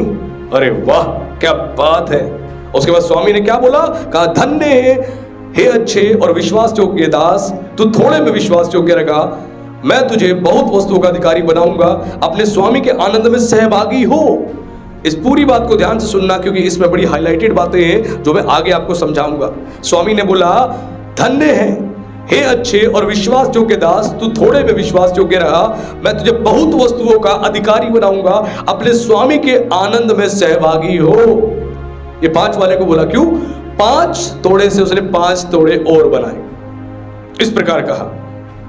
उसके बाद अगले की बात आती है, फिर अगले को पूछा, भैया तू अपना हिसाब बता, तूने क्या किया? उसने बोला, स्वामी आपने 2 तोड़े दिए थे ना, मैंने 2 तोड़े से 2 तोड़े और बनाए। अरे वाह, स्वामी बड़ा खुश हुआ। स्वामी ने फिर इसी प्रकार बोला, हे अच्छे और विश्वास योग्य दास, तू थोड़े में विश्वास योग्य रहा, मैं तुझे बहुत वस्तुओं का अधिकारी बनाऊंगा, अपने स्वामी के आनंद में सहभागी हो। फिर तीसरे की बारी आई, भैया तू भी हिसाब बता दे। तो तीसरे वाला क्या कहता है? तीसरे वाला कहता है, हे स्वामी मैं जानता हूं तू कठोर मनुष्य है, जहां कहीं तू नहीं बोता वहीं काटता है, और जहां नहीं छींटता वहीं से बटोरता है। स्वामी को क्या कर रहा है? स्वामी को मस्का लगा रहा है, स्वामी को बटरिंग कर रहा है कि अब स्वामी पनिशमेंट ना दे, बटरिंग कर रहा है ना। यीशु ने क्या बोला? जब मैं आऊंगा लोग मुझसे बोलेंगे, हे प्रभु हे प्रभु हे प्रभु। प्रभु कहेगा, अरे मैं तुमको नहीं जानता। बटरिंग करने वाले लोग नहीं चाहिए प्रभु को, बटरिंग करने वाले बटरिंग करेंगे, प्रभु बचा लो बचा लो, ना ना ना। यीशु कहेगा, कुकर्म करने वालों मैं तुम्हें नहीं जानता। हम जाएंगे, आगे भी जाएंगे, लेकिन 5 तोड़े से 5 तोड़े जिसने बनाए वो टैलेंट्स है उसके। 5 टैलेंट्स देके गया मास्टर, उसने 5 टैलेंट्स से 5 टैलेंट्स और बनाए, यानी एक सेवा नहीं, मल्टीपल सेवाओं को करता चला गया। मल्टीपल सेवा को केवल चर्च मिनिस्ट्री, चर्च पास्टर बन के नहीं रहा, और कई प्रकार की सेवाओं में शामिल हो गया। बाइबल टीचर बन गया, और वर्शिपर बन गया, इंस्ट्रूमेंट बजाने वाला बन गया, और मल्टीपल मल्टीपल मल्टीपल सेवाओं में वो शामिल होता गया, यानी 5 से 5 और कमाए। स्वामी को क्या चाहिए? स्वामी को आपका प्रॉफिट चाहिए, ध्यान रखना, स्वामी को आपका प्रॉफिट चाहिए। अगर आपसे प्रॉफिट नहीं हो रहा है ना, तो ध्यान रखिए आप किसी काम के लिए, कंपनी में कोई भी, जब कंपनी का मालिक आपको काम पे रखता है तो आपसे क्या उम्मीद करता है? आप कंपनी को क्या दोगे? प्रॉफिट दोगे। कैसे? अपने अच्छे कामों से, अपने काम को कंप्लीट करके, कंपनी का टारगेट पूरा करके आप कंपनी को प्रॉफिट करवाओगे। वैसे जब स्वामी किसी को चुनता है और नियुक्त करता है तो उससे अपेक्षा करता है कि तू भाई आपको भी परमेश्वर किंगडम के लिए उपयोगी बनना है, फायदेमंद बनना है, वो फायदा मिलना चाहिए परमेश्वर के राज्य को, परमेश्वर किंगडम को। आपकी सेवाओं से, आपके कामों से फायदा मिलना चाहिए। अगर आपके कामों से फायदा नहीं मिल रहा है परमेश्वर के राज्य को, परमेश्वर के लोगों को, तो सेवा का कोई फायदा नहीं, कोई फायदा नहीं। 5 से उसने 5 और कमा लिए, और स्वामी बड़ा खुश हुआ। उसे धन्य दास कहा, विश्वास योग्य दास कहा, क्योंकि वो विश्वास योग्य था। जब विश्वास योग्य व्यक्ति की पहचान है, स्वामी नहीं दिखाई दे रहा लेकिन फिर भी उस काम को जिम्मेदारी से करेगा, ऐसे करेगा कि स्वामी देख रहा है, स्वामी का भय मानेगा, अपने हृदय में, अपने मस्तिष्क में स्वामी का भय मानेगा, और भय मानकर उन कामों को बड़े अच्छे से, बड़ी जिम्मेदारी से करेगा। लेकिन जब स्वामी का आपके अंदर डर नहीं होगा तो स्वामी के आप किसी भी कार्य को नहीं करेंगे। कई एम्प्लॉइज ऐसी होते हैं, बॉस ने बोला कि भैया तुम एक काम करो, छुट्टी मत करना, उस दिन तुम्हें आना है, इंपॉर्टेंट एक मीटिंग है, उस मीटिंग को तुमने क्रैक करना है, हम तुम्हारे हाथ में सौंप रहे हैं। अब उसका पहले से कहीं का प्रोग्राम बना हुआ, उसने क्या सोचा, उसने बोला ठीक है बॉस मैं आ जाऊंगा। उसके बाद क्या करा, फोन स्विच ऑफ कर दिया और वो अपना घूमने निकल गया। इससे क्या हुआ, बॉस का फायदा या नुकसान? वो डील अच्छे से हो ही नहीं पाई, वो डील मालिक को मिल ही नहीं पाई, कंपनी का नुकसान हो गया। अब मालिक क्या करेगा? मालिक उसको डांटेगा, फटकारेगा, हो सकता है जॉब से भी निकाल दे। भले ही सालों से अच्छा काम किया है, लेकिन उसकी एक गलती की वजह से उसको पनिशमेंट मिल सकती है। मूसा ने इतनी अच्छी सेवा करी, एक गलती करी जिसकी वजह से कनान देश में नहीं गया। ध्यान रखना, आपको एक एक चीज में अपने आप को करेक्ट करना है, एक एक चीज में अपने आप को बेहतर करना है, तभी काम चलेगा, वरना नहीं। इस सेवक ने 5 टैलेंट से 5 टैलेंट और बना लिए।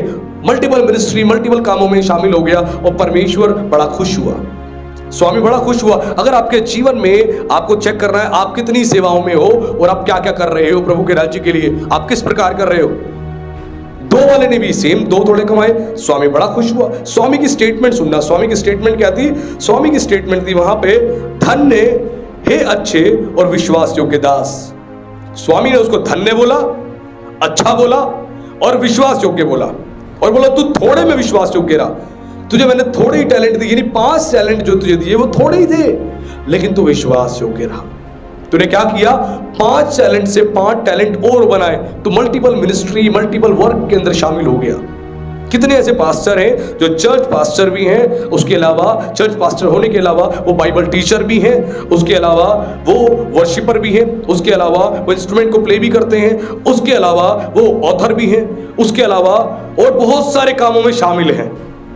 मैं गिनता जाऊं, बोलता जाऊं तो शायद समय कम पड़ जाएगा। कितने ऐसे लोग मल्टीपल सेवकाई में हैं, परमेश्वर उनको इस्तेमाल कर रहा है। और प्रभु ये कब करता है? जब करता है जब आप ईमानदारी से सेवाओं में रहते हो। पौलुस ईमानदारी से सेवाओं में था, परमेश्वर ने खुद पौलुस को एक सेवा के साथ 2 सेवा और दी थी। पौलुस जो है 3 सेवकाई को कर रहा था, 3 सेवकाई कर रहा था, परमेश्वर ने एक सेवा के साथ 2 सेवा और जोड़ दी, उसको 3 सेवा में रखा। वो उसकी कैपेसिटी थी, क्योंकि उसने मेहनत करी, परिश्रम किया, प्रभु ने उसको आगे बढ़ाया। आप जब मेहनत करते हो, परिश्रम करते हो, आपका बॉस देखता है, आपका बॉस आपको आगे बढ़ाता है, सेकुलर वर्ल्ड में भी और ऐसे ही स्वर्ग के पिता। आप जो भी काम करते हो ईमानदार होके, जिम्मेदार होके करते हो ना, कि आपका बॉस नहीं भी देख रहा फिर भी आप जिम्मेदार हो, अकाउंटेबल हो कि बॉस ने मेरे हाथ में रिस्पॉन्सिबिलिटी सौंपी है, मुझे काम फिनिश करना है, ये आपकी ईमानदारी है। कई लोग क्या करते हैं, बॉस ने सौंपा, बॉस ने बोला लो 10,000 रुपए जाके सामान लेके आ जाओ। सामान लेने गए, सामान आया वहां पे 9,000 रुपए का। दुकानदार से सेटिंग करी, उसको बोला 200 रुपए रखो और 10,000 का बिल बनाओ, और 10,000 का बिल बनवा दिया। 800 रुपए का टाका मार दिया जेब में, बोला बॉस पूरे 10,000 का सामान आया है। बॉस ने बोला अरे वाह क्या बात है, बॉस को तो अभी खबर ही नहीं है क्या चल रहा है। लेकिन वो स्वर्ग के पिता देख रहा है आप क्या कर रहे हो। आप एक टाका लगाओगे, आपके पता नहीं कितने टाके लग जाएंगे। क्या कर रहे हो? अपने स्वामी को, अपने बॉस को आप धोखा दे रहे हो, धोखा दे रहे हो। और आपको धोखा नहीं देना। अगर आप धोखा देते हो तो ध्यान रखना, एक खतरनाक बात है, एक खतरनाक बात है, और बाद में समस्या और परेशानी का सामना करना पड़ेगा। क्योंकि बाइबल में हनन्याह और सफीरा, हम 2 लोगों को देखते हैं, हनन्याह और सफीरा, जो प्रेरितों के साथ अपने आप को इन्होंने सौंप दिया था, अपने आप को समर्पित कर दिया था यरूशलेम की कलीसिया के साथ। जब इनको पता था कि हाँ यरूशलेम का विनाश होने वाला है, वो समय आने वाला है, वो भविष्यवाणी पूरे होने वाली है, उन्होंने क्या किया? अपनी संपत्ति बेच दी। उनका निर्णय था अपनी संपत्ति का सारा भाग उठा के हम प्रेरितों के चरणों में सौंप देंगे। ये निर्णय किसका था? हनन्याह और सफीरा का खुद का निर्णय था ये। लेकिन बाद में जब जमीन बिकी तो पैसा देख के आंखें बदल गई, पैसा देख के आंखें बदल गई, जो अच्छों की बदल जाती है और बच्चों की भी बदल जाती है। पैसा देख के आंखें बदल गई। उन्होंने क्या सोचा? अब उन्होंने निर्णय किया क्यों ना हम इसमें से थोड़ा सा रख ले, बाकी ले जाके दे दे, प्रेरितों को क्या पता लगेगा, हम ऐसा कर लेते हैं। और ऐसा करके उन्होंने किसी व्यक्ति को नहीं, परमेश्वर को धोखा देने का निर्णय किया। क्योंकि वाचा उन्होंने परमेश्वर के साथ बांधी थी कि परमेश्वर जो संपत्ति बिकेगी सारा उठा के हम तेरी सेवा के लिए दे देंगे। और बाद में क्या हुआ? जब उन्होंने ये गलती करी तो उसके बाद पतरस ने छूटते ही बोला, पतरस ने बोला क्या जमीन इतने की बिकी थी? हाँ हाँ, हम झूठ नहीं बोलते, हम तो बड़े पवित्र लोग हैं। पतरस ने कहा अरे वाह, तुम्हें किसने इस बात को कहा कि तुम परमेश्वर की और पवित्र आत्मा से झूठ बोलो? और जैसे इस बात को बोला, उसके बाद कहते ही उसके प्राण निकल गए और वो मर गया। फिर उसकी बीवी आई पीछे से, उसकी बॉडी को अंदर ले गए, बीवी आई और बीवी से फिर पूछा कि इतने की बिकी थी? हाँ हाँ, हम झूठ थोड़ी ना बोलते हैं, हम तो बड़े पवित्र लोग, धर्मी लोग हैं, इतने की बिकी थी। उसने कहा तेरे उठाने वाले भी द्वार पे ही हैं। वो भी चली गई और सब पर भय छा गया कि परमेश्वर से झूठ नहीं बोलते, परमेश्वर के लोगों से झूठ नहीं बोलते। सब पर भय छा गया। आज हमें समझना है हम क्या कर रहे हैं, हम किस प्रकार का जीवन जी रहे हैं। आज हमें लगता है कि हम टेक्निक अपना लेंगे। मैं कह रहा हूं अपना लो, आप धोखा देके देख लो। आपने देखा फाइनेंस कैसे निकलेगा, आपका टाका लगेगा, कहीं ना कहीं से निकलता जाएगा, निकलता जाएगा, निकलता जाएगा। आप सारा दाब के रख लो, आप देखना छोटे छोटे सुराग हो जाएंगे। चावल की बोरियां देखिए गोदाम में रखी होती है, यहाँ से सुराग, यहाँ सुराग, और सब निकल रहा होता है, सब निकल रहा होता है। और धीरे धीरे कुछ समय बाद चावल की बोरी खाली, जब आधी होती है तो लगता है चल आधी तो है, दिल को सुकून है, कुछ तो है। लेकिन जब पूरी बॉडी खाली हो जाती है फिर टेंशन हो जाती है, अरे बाप रे अब तो खाली, अब क्या करें। टाका कैसे लगा? आपने कुछ तो गड़बड़ करी है, आपने कुछ तो गड़बड़ करी है। अगर गड़बड़ करी है वो गड़बड़ी निकल गई आपकी। खुद को हमें चेक करना हम क्या कर रहे हैं। बॉस को धोखा मत दे, अपने बॉसेस के साथ ईमानदार रहे। और तीसरे वाले ने बोला, क्या बोला तीसरे वाले ने? अच्छा नहीं, यहां पर स्वामी ने एक बड़ी अच्छी बात बोली। स्वामी ने कहा यहां पे कि तू मेरे आनंद में क्या हो, सहभागी हो। यानी स्वामी को आनंद कब होता है? जब आप 5 टैलेंट से 5 टैलेंट्स और बनाते हो, 2 टैलेंट से 2 टैलेंट और बनाते हो, मल्टीपल कामों में आप शामिल हो जाते हो, तो स्वामी आपसे खुश होता है। एक काम भी आप नहीं कर पा रहे, रो रो के, धो धो के, आंसू बहा बहा के एक ही काम कर रहे हो, स्वामी और काम क्यों देगा? आपने अभी तक स्वामी को जाना ही नहीं। स्वामी ने कुछ सोच समझ के आपके हाथ में दिया है। स्वामी की आदत है एक साथ ना सब कुछ हाथ में नहीं दे देगा, उसको पता नहीं, एक एक स्टेप पे लेके चलेगा, एक एक स्टेप के साथ आगे बढ़ाएगा। ये उसका तरीका है, उसका तरीका है। और आपको समझना पड़ेगा परमेश्वर का तरीका। यहां लिखा, वो आनंद हुआ, आनंदित हुआ, उसने बोला तू मेरे आनंद में सहभागी हो। स्वामी को आनंद जब मिलता है जब स्वामी की बात को सुनते हो, मानते हो और अपने टैलेंट्स को, अपने गिफ्ट को आप इंक्रीज करते हो, इंक्रीज करते हो। ऑलमोस्ट ओवरऑल चाहिए स्वामी को कि परमेश्वर के किंगडम को फायदा पहुंचे, फायदा पहुंचे। अगर आपकी सेवाओं से फायदा पहुंच रहा है वो सेवाएं बहुत अच्छी है। एक टेस्टिमनी भी आ रही है कि आपकी इस प्रोग्राम से, आपके इस कार्य से हमें बड़ी आशीष मिली, हमने बहुत आशीष प्राप्त करी, तो समझ जाइए परमेश्वर बड़ा खुश है आपसे, बड़ा खुश है। हमें खुद को यह क्रॉस चेक करना है कि स्वामी को हम कितना आदर दे रहे हैं। आज कितने लोग स्वामी की बात नहीं सुनते। कई लोग कहते हैं हमें मीटिंग करनी है, हमें आगे बढ़ के मीटिंग करनी है। कि परमेश्वर ने कहा? पूछो तो सही, क्यों करनी है? फलाना व्यक्ति कर रहा है, ढिमकाना व्यक्ति कर रहा है, तो हमें भी करनी है, हमें भी नाम करना है, हमें भी बड़ा होना है। अरे प्रभु से पूछ तो लो भाई। तो वचन में लिखा है तुम संसार के सदृश ना बनो। संसार में जैसा तुम देख रहे हो उसी का प्रभाव तुम्हारे ऊपर पड़ रहा है, तुम भी कर रहे हो। नहीं बनना है, आपको स्वामी की बात सुननी है। स्वामी कई जगह मुझे जाने के लिए मना कर देता, मैं नहीं जाता। स्वामी को पता है कि वहां क्या होने वाला है, स्वामी को पता है, स्वामी सब कुछ जानता है कि तुम्हारी वहां पर कोई इंसल्ट करने वाला है, तुम्हारे नाम का कोई उपयोग करने वाला है, कोई तुम्हें वहां पे नीचा दिखाने वाला है। स्वामी जानता है, स्वामी बता देगा। अगर स्वामी के साथ आप उठते बैठते तो बता देगा और आपको मना कर देगा मत जा।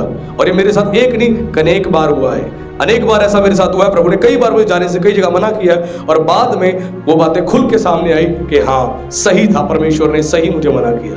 इसीलिए मेरी आदत है कोई मुझे कुछ भी कहे मैं पवित्र आत्मा की सुनता हूं। वो मुझे कहता है तो मैं जाता हूं, वरना नहीं जाता।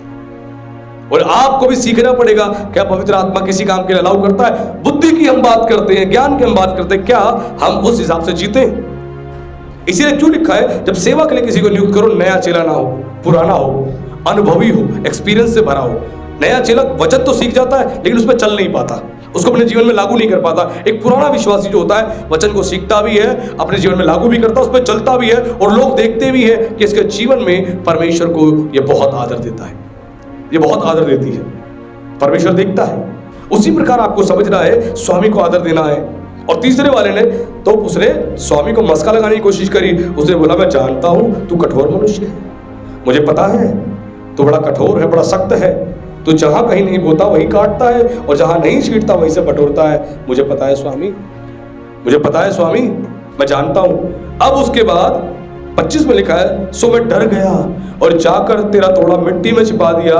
देख जो तेरा है वह ये है। मैं डर गया, किससे? प्रोसिक्यूशन ना आ जाए, सताव ना आ जाए, मसीह विरोधी लोग ना आ जाए, मेरी गर्दन ना काट दे, सुसमाचार सुनाने के द्वारा, सेवा करने के द्वारा मैं शहीद ना हो जाऊं। मैं डर गया,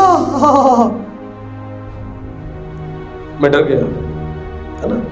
इसीलिए मैंने कुछ नहीं किया, कुछ नहीं किया। कितने मसीहों को टैलेंट्स दिए परमेश्वर ने, हीलिंग के टैलेंट्स, कि तू हीलिंग कर, हीलिंग के लिए प्रार्थना कर, हीलिंग हो जाएगी। प्रोफेसी के गिफ्ट दिए, प्रोफेसी को यूज कर, प्रोफेसी का गिफ्ट यूज कर कि लोगों के जीवन में काम हो जाए। बहुत सारे सामर्थ्य काम करने के गिफ्ट दिए, यूज ही नहीं करते। और ये सारे गिफ्ट की प्रैक्टिस कहां होती है? चर्च में, चर्च के लोगों के बीच में प्रैक्टिस यहीं से होगी। उसके बाद अब जब बाहर जाओगे तो काम प्रकट होगा। तो परमेश्वर का तरीका है, परमेश्वर उसी हिसाब से काम करता है। इसलिए चेलों को बोलता है यरूशलेम छोड़ के मत जाना, तुम्हारी प्रैक्टिस अभी अधूरी है, यरूशलेम छोड़ के मत जाना, यहीं रहो, मैं बताऊंगा फिर क्या करना है। परमेश्वर ने बाद में जाहिर किया अब तुम यरूशलेम से यहाँ निकलो और जाओ काम करो। ये प्रभु का तरीका है। हम जल्दीबाजी दिखाते, जल्दीबाजी मत दिखाना। वो मस्का लगाने लगा। अब स्वामी ने उसे उत्तर दिया, बोला, हे दुष्ट और आलसी दास, जो स्वामी का काम अच्छे से नहीं करता, जिम्मेदारी को अच्छे से अदा नहीं करता, स्वामी क्या बोलता है? हे दुष्ट और आलसी दास। सोचिए, कितने लोग चाहते हैं कि स्वामी ऐसे ही बोले, हे दुष्ट और आलसी दास। क्या उसने किसी का बुरा किया था? किसी का बुरा नहीं किया, बस काम ही नहीं किया। काम ही तो नहीं किया, कहां बुरा किया था? कहां चोरी करी, डकैती करी, लूटा? कुछ नहीं किया, बस काम नहीं किया, है ना? स्वामी ने किसे रखा है? बॉस ने किसे रखा है काम पर? काम करने के लिए या पूरे दिन रील्स को स्क्रॉल करने के लिए या एआई से सारी बातें करने के लिए, है ना? आजकल तो हर चीज एआई से, है ना? कपड़े पहनने एआई से पूछ रहे हैं, बताओ कौन सी ड्रेस अच्छी लगेगी, है ना? कहीं जाना है तो एआई से पूछ रहे हैं कौन सा होटल अच्छा रहेगा। सब कुछ एआई से पूछ रहे हैं। आज अपनी समझ को पूरी तरह से खोखला कर दिया, कुछ खुद एफर्ट्स नहीं लगाने, सब कुछ एआई से करवा रहे हैं। मैं मना नहीं कर रहा, यूज करो, टेक्नोलॉजी है, इसका फायदा उठाओ, लेकिन ये नहीं कि सब कुछ एआई पे छोड़ दो। फिर एआई से पूछना फोटो डाल के, जिससे शादी होने वाली, एआई से बताओ लड़की अच्छी है या नहीं है। एआई ने बोल दिया लड़की खराब है, मत करो शादी, तो क्या करोगे? शादी नहीं करोगे। लिखा है कि परमेश्वर ने हमें बुद्धि दी है, बुद्धि का भी इस्तेमाल करना है। और स्वामी ने इसको क्या बोला? दुष्ट और आलसी दास। जब स्वामी के दिए गए काम को आप नहीं करते तो आप दुष्ट और आलसी कहलाते हो। अब बोलो, नहीं नहीं पास्टर जी, मैं तो यीशु का बेटा हूं, मैं तो यीशु की बेटी हूं। अरे कहां हो? आप काम ही नहीं करते। जब काम नहीं करोगे तो दुष्ट और आलसी कहलाओगे। आपको चुना किस लिए? कलीसिया को किस लिए चुना है? सीटें गर्म करने के लिए। आओ सीट पर बैठो, सीट गर्म कर दो, है ना? इसलिए चुना है। तो क्या दूसरा है? आप उठ जाओ, गर्म सीट पर वो बैठे, है ना? पुराने विश्वासी ऐसी करते, सीटें गर्म करते ठंड में। उसके बाद जैसी कोई व्यक्ति आता है, कहते हैं आइए बैठिए बैठिए, वो बैठता कहता है अरे सीट तो बड़ी गर्म है यार, अच्छा लग रहा है ना? तो कुछ चर्च के विश्वासी ऐसे ही करते हैं, सीटें गर्म करते हैं, सीटें गर्म करते हैं, बस इंतजार में कोई आएगा तो हम उठ जाएंगे, उसको बिठा देंगे, लेकिन हम कभी कोई काम नहीं करेंगे। और वह परमेश्वर वही कहेगा, हे दुष्ट और आलसी दास। लिखा है, जब यह तू जानता था कि मैं जहां नहीं बोता वहीं से काटता हूं और जहां मैं नहीं छीटा वहीं से बटोरता हूं।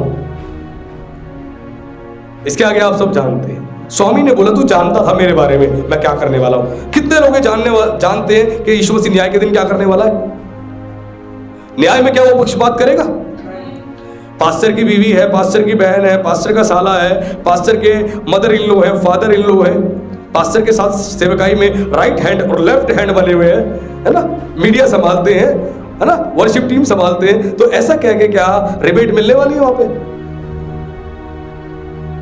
न्याय के दिन एक एक को हिसाब देना पड़ेगा, मुझे अपना, आपको अपना, मुझे अपना देना पड़ेगा। अगर मेरे काम ठीक नहीं लगा तो बॉस उठा के मुझे डाल देगा नीचे, आपका काम अच्छा लगा आपको उठा के डाल देगा, और दोनों के काम भागे तो दोनों को ले जाएगा। वही चीज हुई। इसको क्या करा? इसको फिर उसके बाद स्वामी ने बोला एक काम करो, इसको उठाओ और डालो। इसको कहां डालो? कहां डालो इसको? अंधेरे में डालो। अंधेरा कहां पे है? नरक में। डाल दो इसको। देखो, चुना स्वामी ने था, ध्यान सुनना, चुना स्वामी ने, काम पर लगाया स्वामी ने। 3 लोगों को, 2 ने काम किए, बड़े बढ़िया काम किए, लेकिन एक ने काम नहीं किया। स्वामी ने जिसको चुना उसी को उठा के कहां डाल दिया? ओ पास्टर जी, हमें चुना है, हम चर्च में आ रहे हैं, हम सेवा नहीं करेंगे तो क्या होगा? देखिए भैया, मैं कुछ नहीं कह रहा, सब बाइबल कह रही है, तो मुझे ना बोलिएगा पास्टर जी आप डरा रहे हैं। मैं तो क्लियर बता रहा हूं, मेरे पास जैसा परमेश्वर ने रेवलेशन दिया मैं साझा कर रहा हूं, साझा कर रहा हूं। 3 को चुना, 3 को जिम्मेदारी दी, 2 ने बड़ी जिम्मेदारी से काम किया, एक ने किया ही नहीं। अंत में क्या हुआ? उससे वो थोड़ा पहले छीन लिया। छीन को किसके दिया? 10 वाले को, जो अच्छा काम कर रहा है। 5 से 5 टैलेंट और उसको एक और दो। परमेश्वर को जिसकी सेवाएं भाती है ना, प्रभु एक और सेवा देगा, एक और सेवा देगा, एक और सेवा देगा, मल्टीपल सेवा देगा। लोग बोलेंगे आप कैसे कर रहे हो इतनी सेवा, कैसे कर रहे हो? मुझे एक बार एक मसीह विश्वासी ने फोन किया, बिहार से फोन किया, और फोन पे जब वो मुझसे बात कर रहा था तो उसने बोला पास्टर जी मैं हैरान हो जाता हूं, आप इतनी सेवा कर कैसे रहे हो? आपको देखा आप ये भी करते हो, वो भी करते हो, वो भी करते हो, वो भी करते हो। मैंने कहा भाई मुझे खुद नहीं पता मैं कैसे करता हूं। स्वामी जैसा कहता है हम वैसा शुरू कर देते हैं। स्वामी ने कहा हमने शुरू कर दिया। लेके चलने वाला स्वामी, पढ़ाने वाला स्वामी, इस्तेमाल करने वाला स्वामी, हम थोड़ी ना कुछ कर सकते हैं। कुछ समझ आ रहा है? तो स्वामी की दिए गए काम को पूरा करना है, जो स्वामी ने आपको काम दिया है। अगर आप नहीं करोगे तो चुने जाने के बावजूद भी उठा के कहां डाला जाएगा? आग में, अंधेरे में। ध्यान रखना, ये बहुत गंभीर बात है। इस बात को मजाक में ना ले, मजाक में ना ले। ये खुद लिखा है 25:30 में, और इस निकम्मे दास को बाहर के अंधेर में डाल दो जहां रोना और दांत पीसना होगा। और बाइबल बताते कहां पे रोना और दांत पीसना है? नरक में रोना और दांत पीसना है। क्यों? चुना, जिम्मेदारी दी, लेकिन काम ठीक से नहीं किया। आपके चर्च में मैं कह रहा हूं 20 लोग हैं, आपके चर्च में 40 लोग हैं, आपके चर्च में 100 लोग हैं, या आपके चर्च में 4 लोग हैं। आप सारे काम जिम्मेदारी से करो, लोगों को देखकर मत करो, जिम्मेदारी से करो। जिम्मेदारी से आप काम करोगे तो स्वामी देखेगा आपके कामों को कि आप कितनी ईमानदारी से काम कर रहे हो। स्वामी के लिए पढ़ाना क्षण भर का काम है, क्षण भर का, लेकिन स्वामी आपकी ईमानदारी को देखता है, आपके मेहनत और परिश्रम को देखता है। अगर स्वामी किसी की कलीसिया को बहुत नहीं बढ़ा रहा, उसकी सेवाओं को बढ़ा रहा है, तो समझ जाओ स्वामी पहले उसको और ज्यादा मजबूत बना रहा है, और ज्यादा स्ट्रांग कर रहा है। क्योंकि स्वामी को पता है जिस दिन इसकी कलीसिया मैंने बहुत बढ़ा दी, उसके बाद अपनी कलीसिया में उलझा रह जाएगा। तो कलीसिया इसकी बढ़ाने से पहले इसके लीडर्स को मैं तैयार करूंगा, ताकि जब उनके हाथ में जिम्मेदारी, कमांड सौंपी जाए, उसके बाद ये सारी चीजों को अच्छे से मैनेज कर पाए। ये तरीका होता है। अगर मान लीजिए मैं कंपनी का मालिक हूं, किसी कंपनी का, और मैं इंडिया में, मेरी कंपनी बहुत बढ़िया है, 1000 करोड़ का टर्नओवर है साल का। अब मुझे अमेरिका में अपनी कंपनी खोलनी है, तो मुझे क्या करना पड़ेगा? पहले यहां पर एक समझदार, अक्लमंद मैनेजर को अपॉइंट करना पड़ेगा, वाइस प्रेसिडेंट को अपॉइंट करना पड़ेगा, अच्छी सैलरी पैकेज पे, जिसका एक्सपीरियंस अच्छा हो, नॉलेज अच्छी हो, प्रोफाइल अच्छा हो, एक अच्छा इंसान हो। उसके हाथ में हैंड ओवर करके फिर उसके बाद बोलूंगा मैं 1 महीने के लिए फॉरेन ट्रिप पे जा रहा हूं, मैं आता हूं।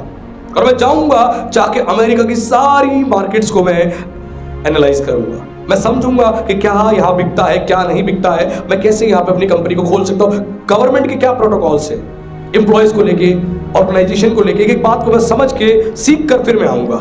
उसके बाद मैं क्या करूंगा? फिर प्लानिंग करूंगा। तो पहले वहां के किसी लोकल व्यक्ति को मैं पकड़ूंगा जो वहां पे नामी है, अच्छी एजेंसी वाला है, उसके थ्रू मैं अपने काम को वहां स्टार्ट करवाऊंगा। और जैसे जैसे काम बढ़ेगा उसके बाद मैं वहां आना जाना, लेकिन यहां पर एक जिम्मेदार व्यक्ति है।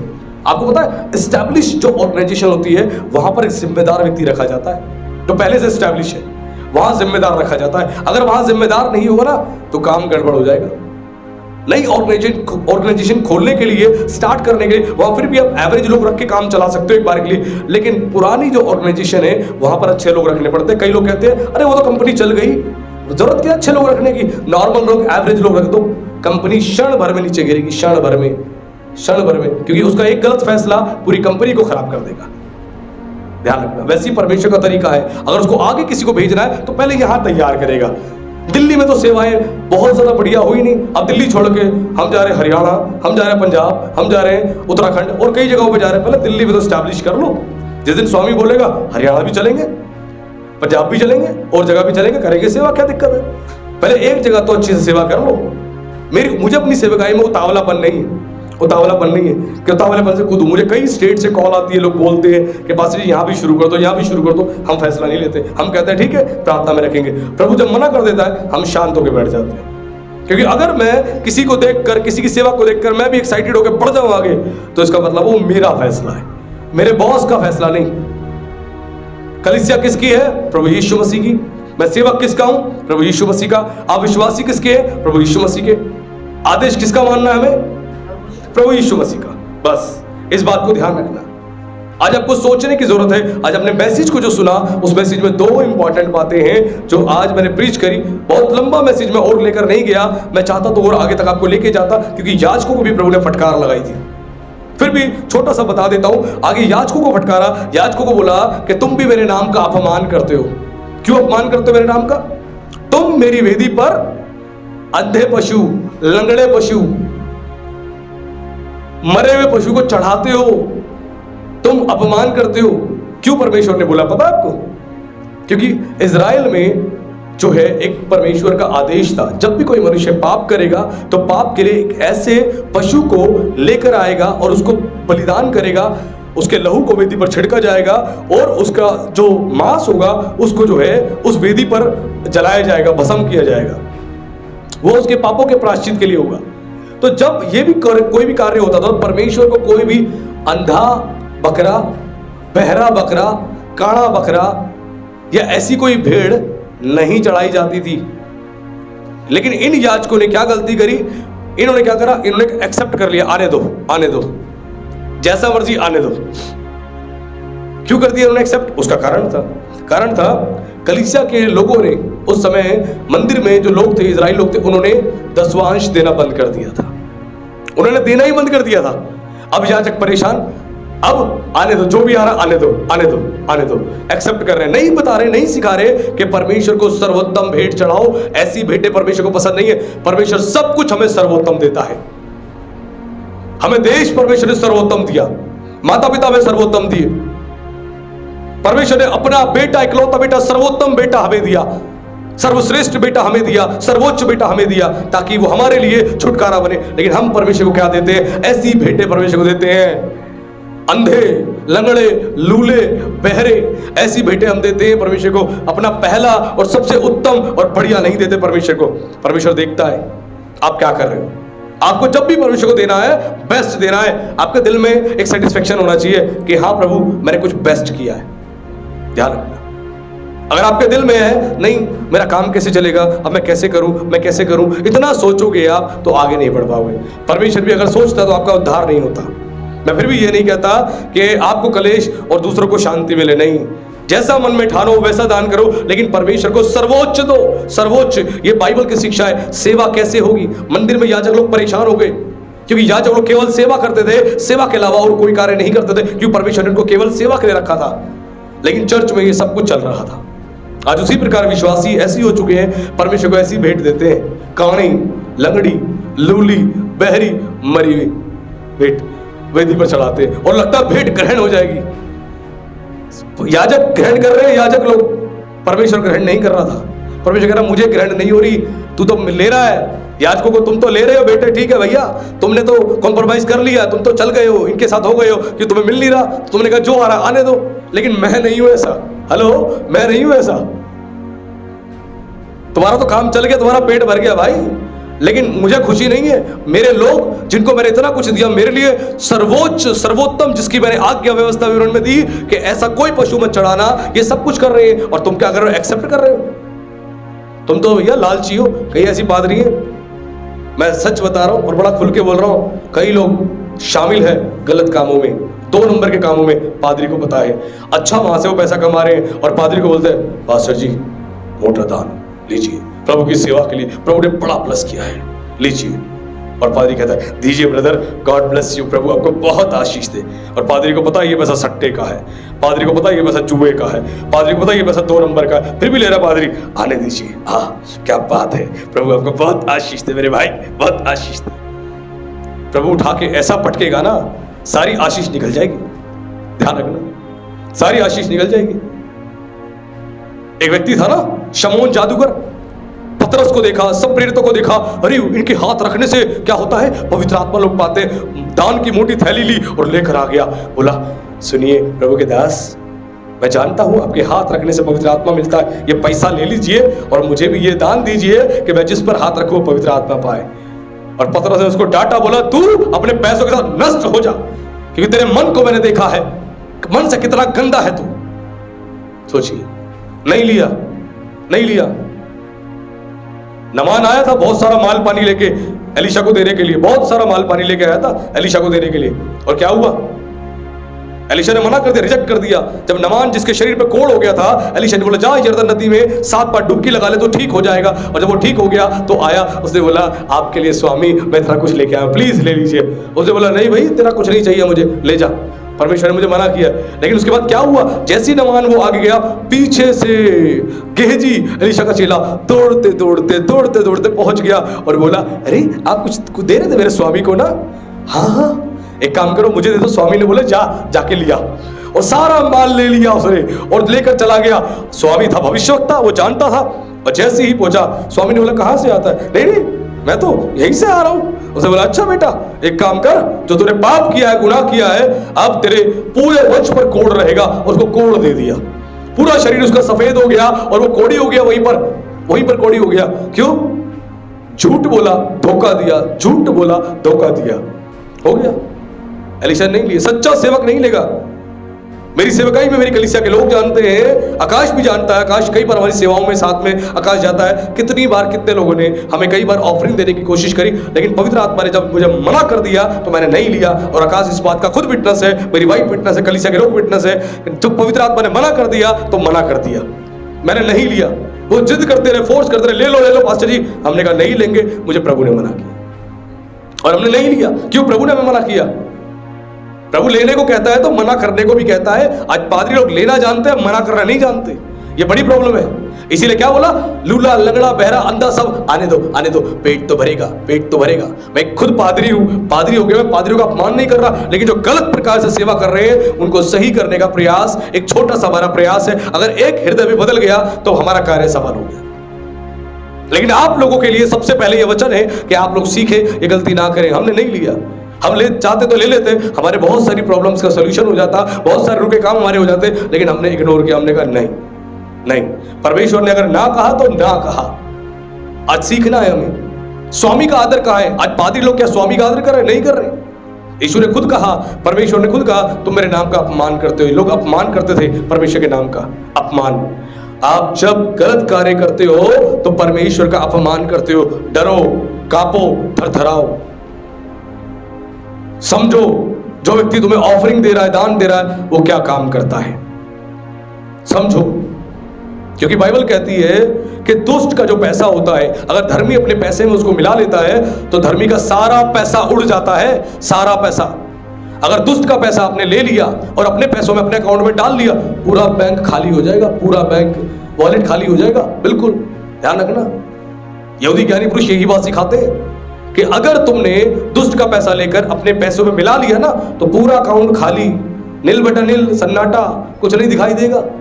इसलिए 2 नंबर का पैसा कभी अपने 1 नंबर के पैसे का तो मिला मत लेना। पहली बात तो लेना मत, दूसरी बात गलती से ले लिया वापसी दे दो।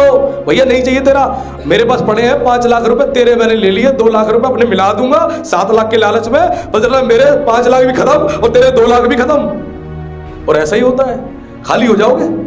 डरो, घबराओ, कांपो। आज हमें समझना है हम कहां पर स्टैंड कर रहे हैं। स्वामी को खुश करना है, स्वामी को, वो हमारा मास्टर है। तीसरी बात मैंने बताई, हम दुल्हन है यीशु मसीह की। मैंने 3 बात, हमारे 3 रोल प्ले होते हैं। पहला एक बेटे के रूप में पिता के साथ, दूसरा सेवक के रूप में स्वामी के साथ, तीसरा दुल्हन के रूप में दूल्हे के साथ। बाइबल बताती है हम कलीसिया जो है दुल्हन है, यीशु मसीह दूल्हा है, और वो आने वाला है, हमें साथ लेके जाने वाला है, जिसको रैप्चर कहा जाता है। कलीसिया उठाई जाएगी, स्वर्ग में उठाई जाएगी, सबके सामने। अचानक से लाखों लोग, करोड़ों लोग इस पृथ्वी से गायब हो जाएंगे और लोग जाके पुलिस कंप्लेंट करवाएंगे कि हमारा परिवार का व्यक्ति गायब हो गया। 2 लोग गाड़ी चला रहे हैं, एक गायब हो जाएगा, उठा लिया जाएगा। 2 लोग घर में खाना खा रहे हैं, एक उठा लिया जाएगा। 2 लोग खेत में काम कर रहे हैं, एक उठा लिया जाएगा। 2 लोग हॉस्पिटल में काम कर रहे हैं, एक उठा लिया जाएगा। बिस्तर पर पति पत्नी सोया, पति उठा लिया गया और पत्नी सोती रह गई। क्यों? क्योंकि जिसने धार्मिकता का जीवन जिया वो उठाया जाएगा, उठाया जाएगा। क्या पत्नी विश्वास नहीं करती थी? करती थी। क्यों छूट गई? क्या भाई विश्वास नहीं करता? करता था। चर्च में क्यों छूट गया? इसलिए छूट गया क्योंकि उसको किसी ने गंभीर नहीं किया, गंभीरता से नहीं समझाया कि तूने अगर गंभीरता से जीवन नहीं दिया तो छूट जाएगा। नहीं बोला किसी ने, बोला तू कैजुअल रह, मैं देख लूंगा, मैं हूं ना तेरा उद्धार कराने के लिए, मैं खड़ा हो जाऊंगा, कहूंगा प्रभु मैं खड़ा हूं, उसका उद्धार करा दे। प्रभु कहेगा तेरे उद्धार को तो पहले मैं करने के लिए खड़ा हूं बेटा। तूने ठोकर खिला दी किसी दूसरे को, तू कौन है खड़ा होके किसी को बचाने वाला? तू कौन है? गलत सलाह किसी को मत दो, गलत एडवाइसेस मत दो। छोटी छोटी बातों में आपको परमेश्वर के सामने बेहतर होना पड़ेगा, ध्यान रखना, नहीं तो मामला गड़बड़ है।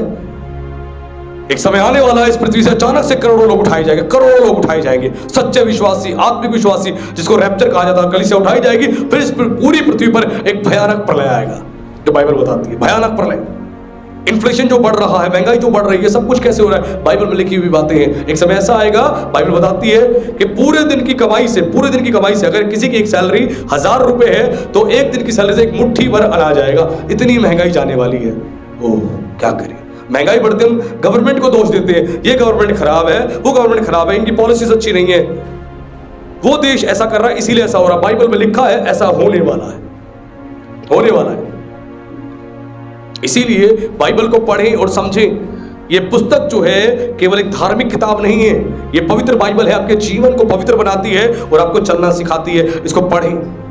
और सचमुच बता रहा हूं, एक सच्चा जो विश्वासी होता है, जब भी बाइबल पढ़ेगा उसके सवाल पैदा होंगे, सवालों को लिखेगा और उन सवालों को पूछेगा। जो ईश्वर की खोज में होता है वो हमेशा सवाल करता है कि ये बात मैंने पढ़ी है, मुझे समझ नहीं आई है, ये क्या लिखा है, प्लीज मुझे समझाएं। और ये उसकी पहचान है कि वो व्यक्ति जो है ईश्वर की तलाश में है। और ऐसे ही आप धीरे धीरे आगे बढ़ते हो। लेकिन जो पुराने विश्वासी हो जाते हैं, कहते हैं हम सब जानते हैं, हमने बाइबल पढ़ी, हमें सब कुछ पता है, हमें कुछ पूछने की आवश्यकता नहीं। वाह रे वाह, 10 साल बाद भी तुम वही थे, 20 साल बाद भी वहीं रहोगे, 40 साल बाद भी वहीं रहोगे। एक चर्च के अंदर, कर्नाटक में एक चर्च है, उस चर्च में कई विश्वासी जो है सालों से उस चर्च में जाते हैं। वो चर्च जो है आई थिंक मेरे ख्याल 70 साल पुराना है, 60-70 साल पुराना है। वहां जाते हैं तो वहां पर एक बच्चा जो है बड़ी छोटी उम्र से उस चर्च में लगा था। तो उसके बाद एक बाहर से एक फॉरेनर आए। जब फॉरेनर व्यक्ति आए तो एक पास्टर ने इंट्रोड्यूस किया। वो पास्टर भी मेरे ख्याल से दूसरी या तीसरी पीढ़ी का पास्टर था, मतलब ट्रांसफर होती रहती है पास्टर की। उस पास्टर ने बोला, उस फॉरेनर को, जो डोनर थे उनको समझाया, उनको बोला ये जो व्यक्ति है ना, आप देख रहे हैं ना, ये जो अंकल जी है, हाँ जी हाँ जी, ये हमारे चर्च में 70 साल पुराने, 70 साल से आ रहे हैं और यही बैठते हैं, 70 साल से यही बैठते हैं और कहीं नहीं बैठते। इनकी जगह फिक्स है, कोई भी आ जाए पहले इनकी जगह छोड़ते, क्योंकि अंकल जी यहीं बैठते, कहते हैं मैं यहीं बैठूंगा जीवन भर, मरते दम तक। ऐसे बहुत सारे लोग हैं, आएंगे उसी चर्च में, बैठेंगे उसी चर्च में, चाहे मर जाए चाहे खप जाए, लेकिन जीवन में कुछ करेंगे नहीं, कुछ करेंगे नहीं, क्या फायदा। तो आज जो हमने वचन से सुना, हमने सीखा, हमने क्या बातें सीखी। पहली बात सीखी पिता का आदर करना। पिता का कैसे आदर करना है? हमें चर्च में समय से आना है, पिता की बातें सुननी है, बाइबल हमारे पास होनी चाहिए, पिता को आदर पूर्वक पुकारना है, पिता की सारी बात सुननी है, पिता की सारी बात माननी है और पिता को जो चीज अच्छी लगती है वही कार्य करने, ताकि हमारे भले कामों से हमारे स्वर्गीय पिता की बढ़ाई हो, हमारे स्वर्गीय पिता की बढ़ाई हो। दूसरी बात हमने जानी और हमने सीखी क्या? स्वामी की सारी बात सुननी है। हमारी प्रमोशन स्वामी करने वाला है। संपत्ति में अधिकार पिता देगा, प्रमोशन स्वामी देगा। 2 बेटे हैं, एक बेटा अच्छा काम कर रहा है, एक खराब काम कर रहा है, तो बाप जो है एक अच्छे बेटा जो अच्छा काम कर रहा है उसके हाथ में संपत्ति सौंप देगा, बिजनेस सौंप देगा, ले उसे कहते हैं अधिकार, अथॉरिटी दे देगा। वैसे हमारा स्वर्गीय पिता है, सारी संपत्ति उसकी है, ब्रह्मांड की, वो जो चाहे वो आपको दे सकता है जब उसका समय आएगा, लेकिन आपको धार्मिकता का जीवन जीना है, वो अपने आप देगा, उसकी मर्जी है। वो जानता है कब आपको साइकिल की जरूरत है, कब बाइक की जरूरत है, कब कार की जरूरत है। वो साइकिल वाले को कार देके उसको एक्सीडेंट करोगे मरवाना नहीं चाहता, वो ऐसा नहीं है, वो स्टेप बाय स्टेप देता ही उसका तरीका है। उसके बाद ऐसी स्वामी है, स्वामी आपके कामों को देखेगा, क्या आपने 5 तोड़ों से 5 और कमाए, जिम्मेदार होके डरते हुए भय के साथ काम किया, या आलसी होके दुष्ट बन के आपने काम किया, परमेश्वर ये देखेगा। और अगर आलसी और दुष्ट बन के काम कर रहे हो तो विश्वास मानना मामला खतरनाक है। उन 2 सेवकों की तरह बन जाओ जिन्होंने 5 से 5, 2 से 2 बनाए। उस एक की तरह मत बनना जिसने एक कुछ भी नहीं किया, केवल मट्टी में गाड़ दिया संसार के डर से, और स्वामी को कह रहा है स्वामी तेरा भी डर था मुझे, मैं जानता हूं कि तू आके ऐसा करेगा, मुझे तेरा भी भय था। स्वामी ने कहा अगर तेरे अंदर मेरा भय था तो तूने क्यों नहीं कुछ काम किया? कुछ भी काम करता, भला काम करता, अपने पैसे को जाके मनी एक्सचेंजर्स को दे देता, कुछ तो ब्याज मिलती, कुछ तो फायदा होता तेरा, तूने वो भी नहीं किया। तो आज हमने वचन से जाना कि हमें पिता का आदर करना है और स्वामी का आदर करना है। अगर पिता का हमने आदर नहीं किया, स्वामी का आदर नहीं किया, तो मामला गड़बड़ है। पिता संपत्ति में अधिकार देता है और स्वामी जो है हमें प्रमोशन देता है।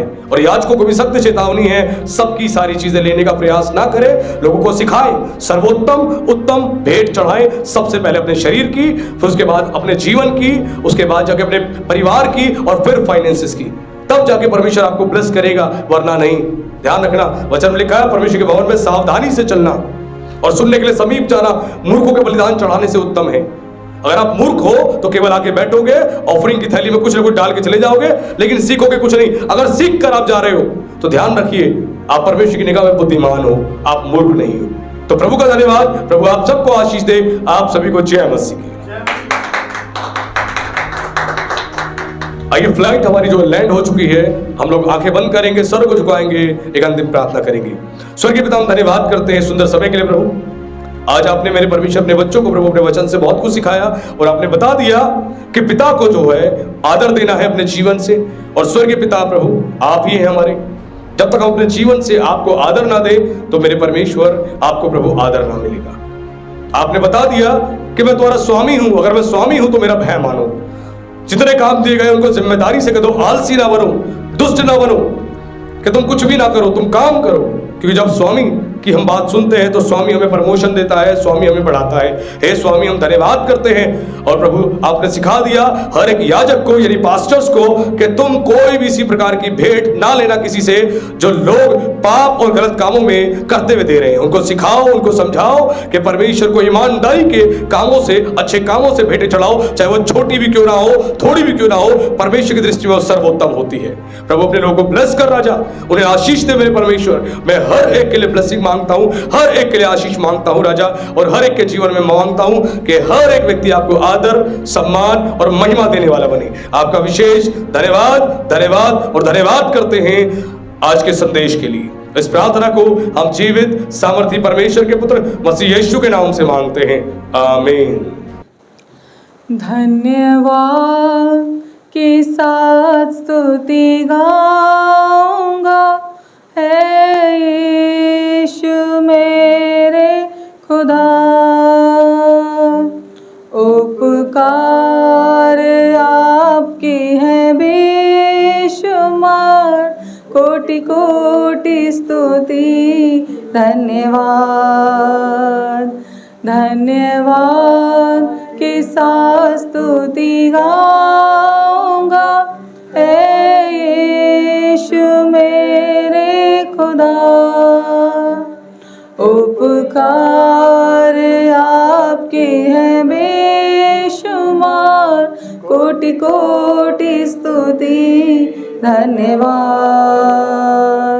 योग्यता से बढ़ के दिया है अपनी दया से आपने मुझे।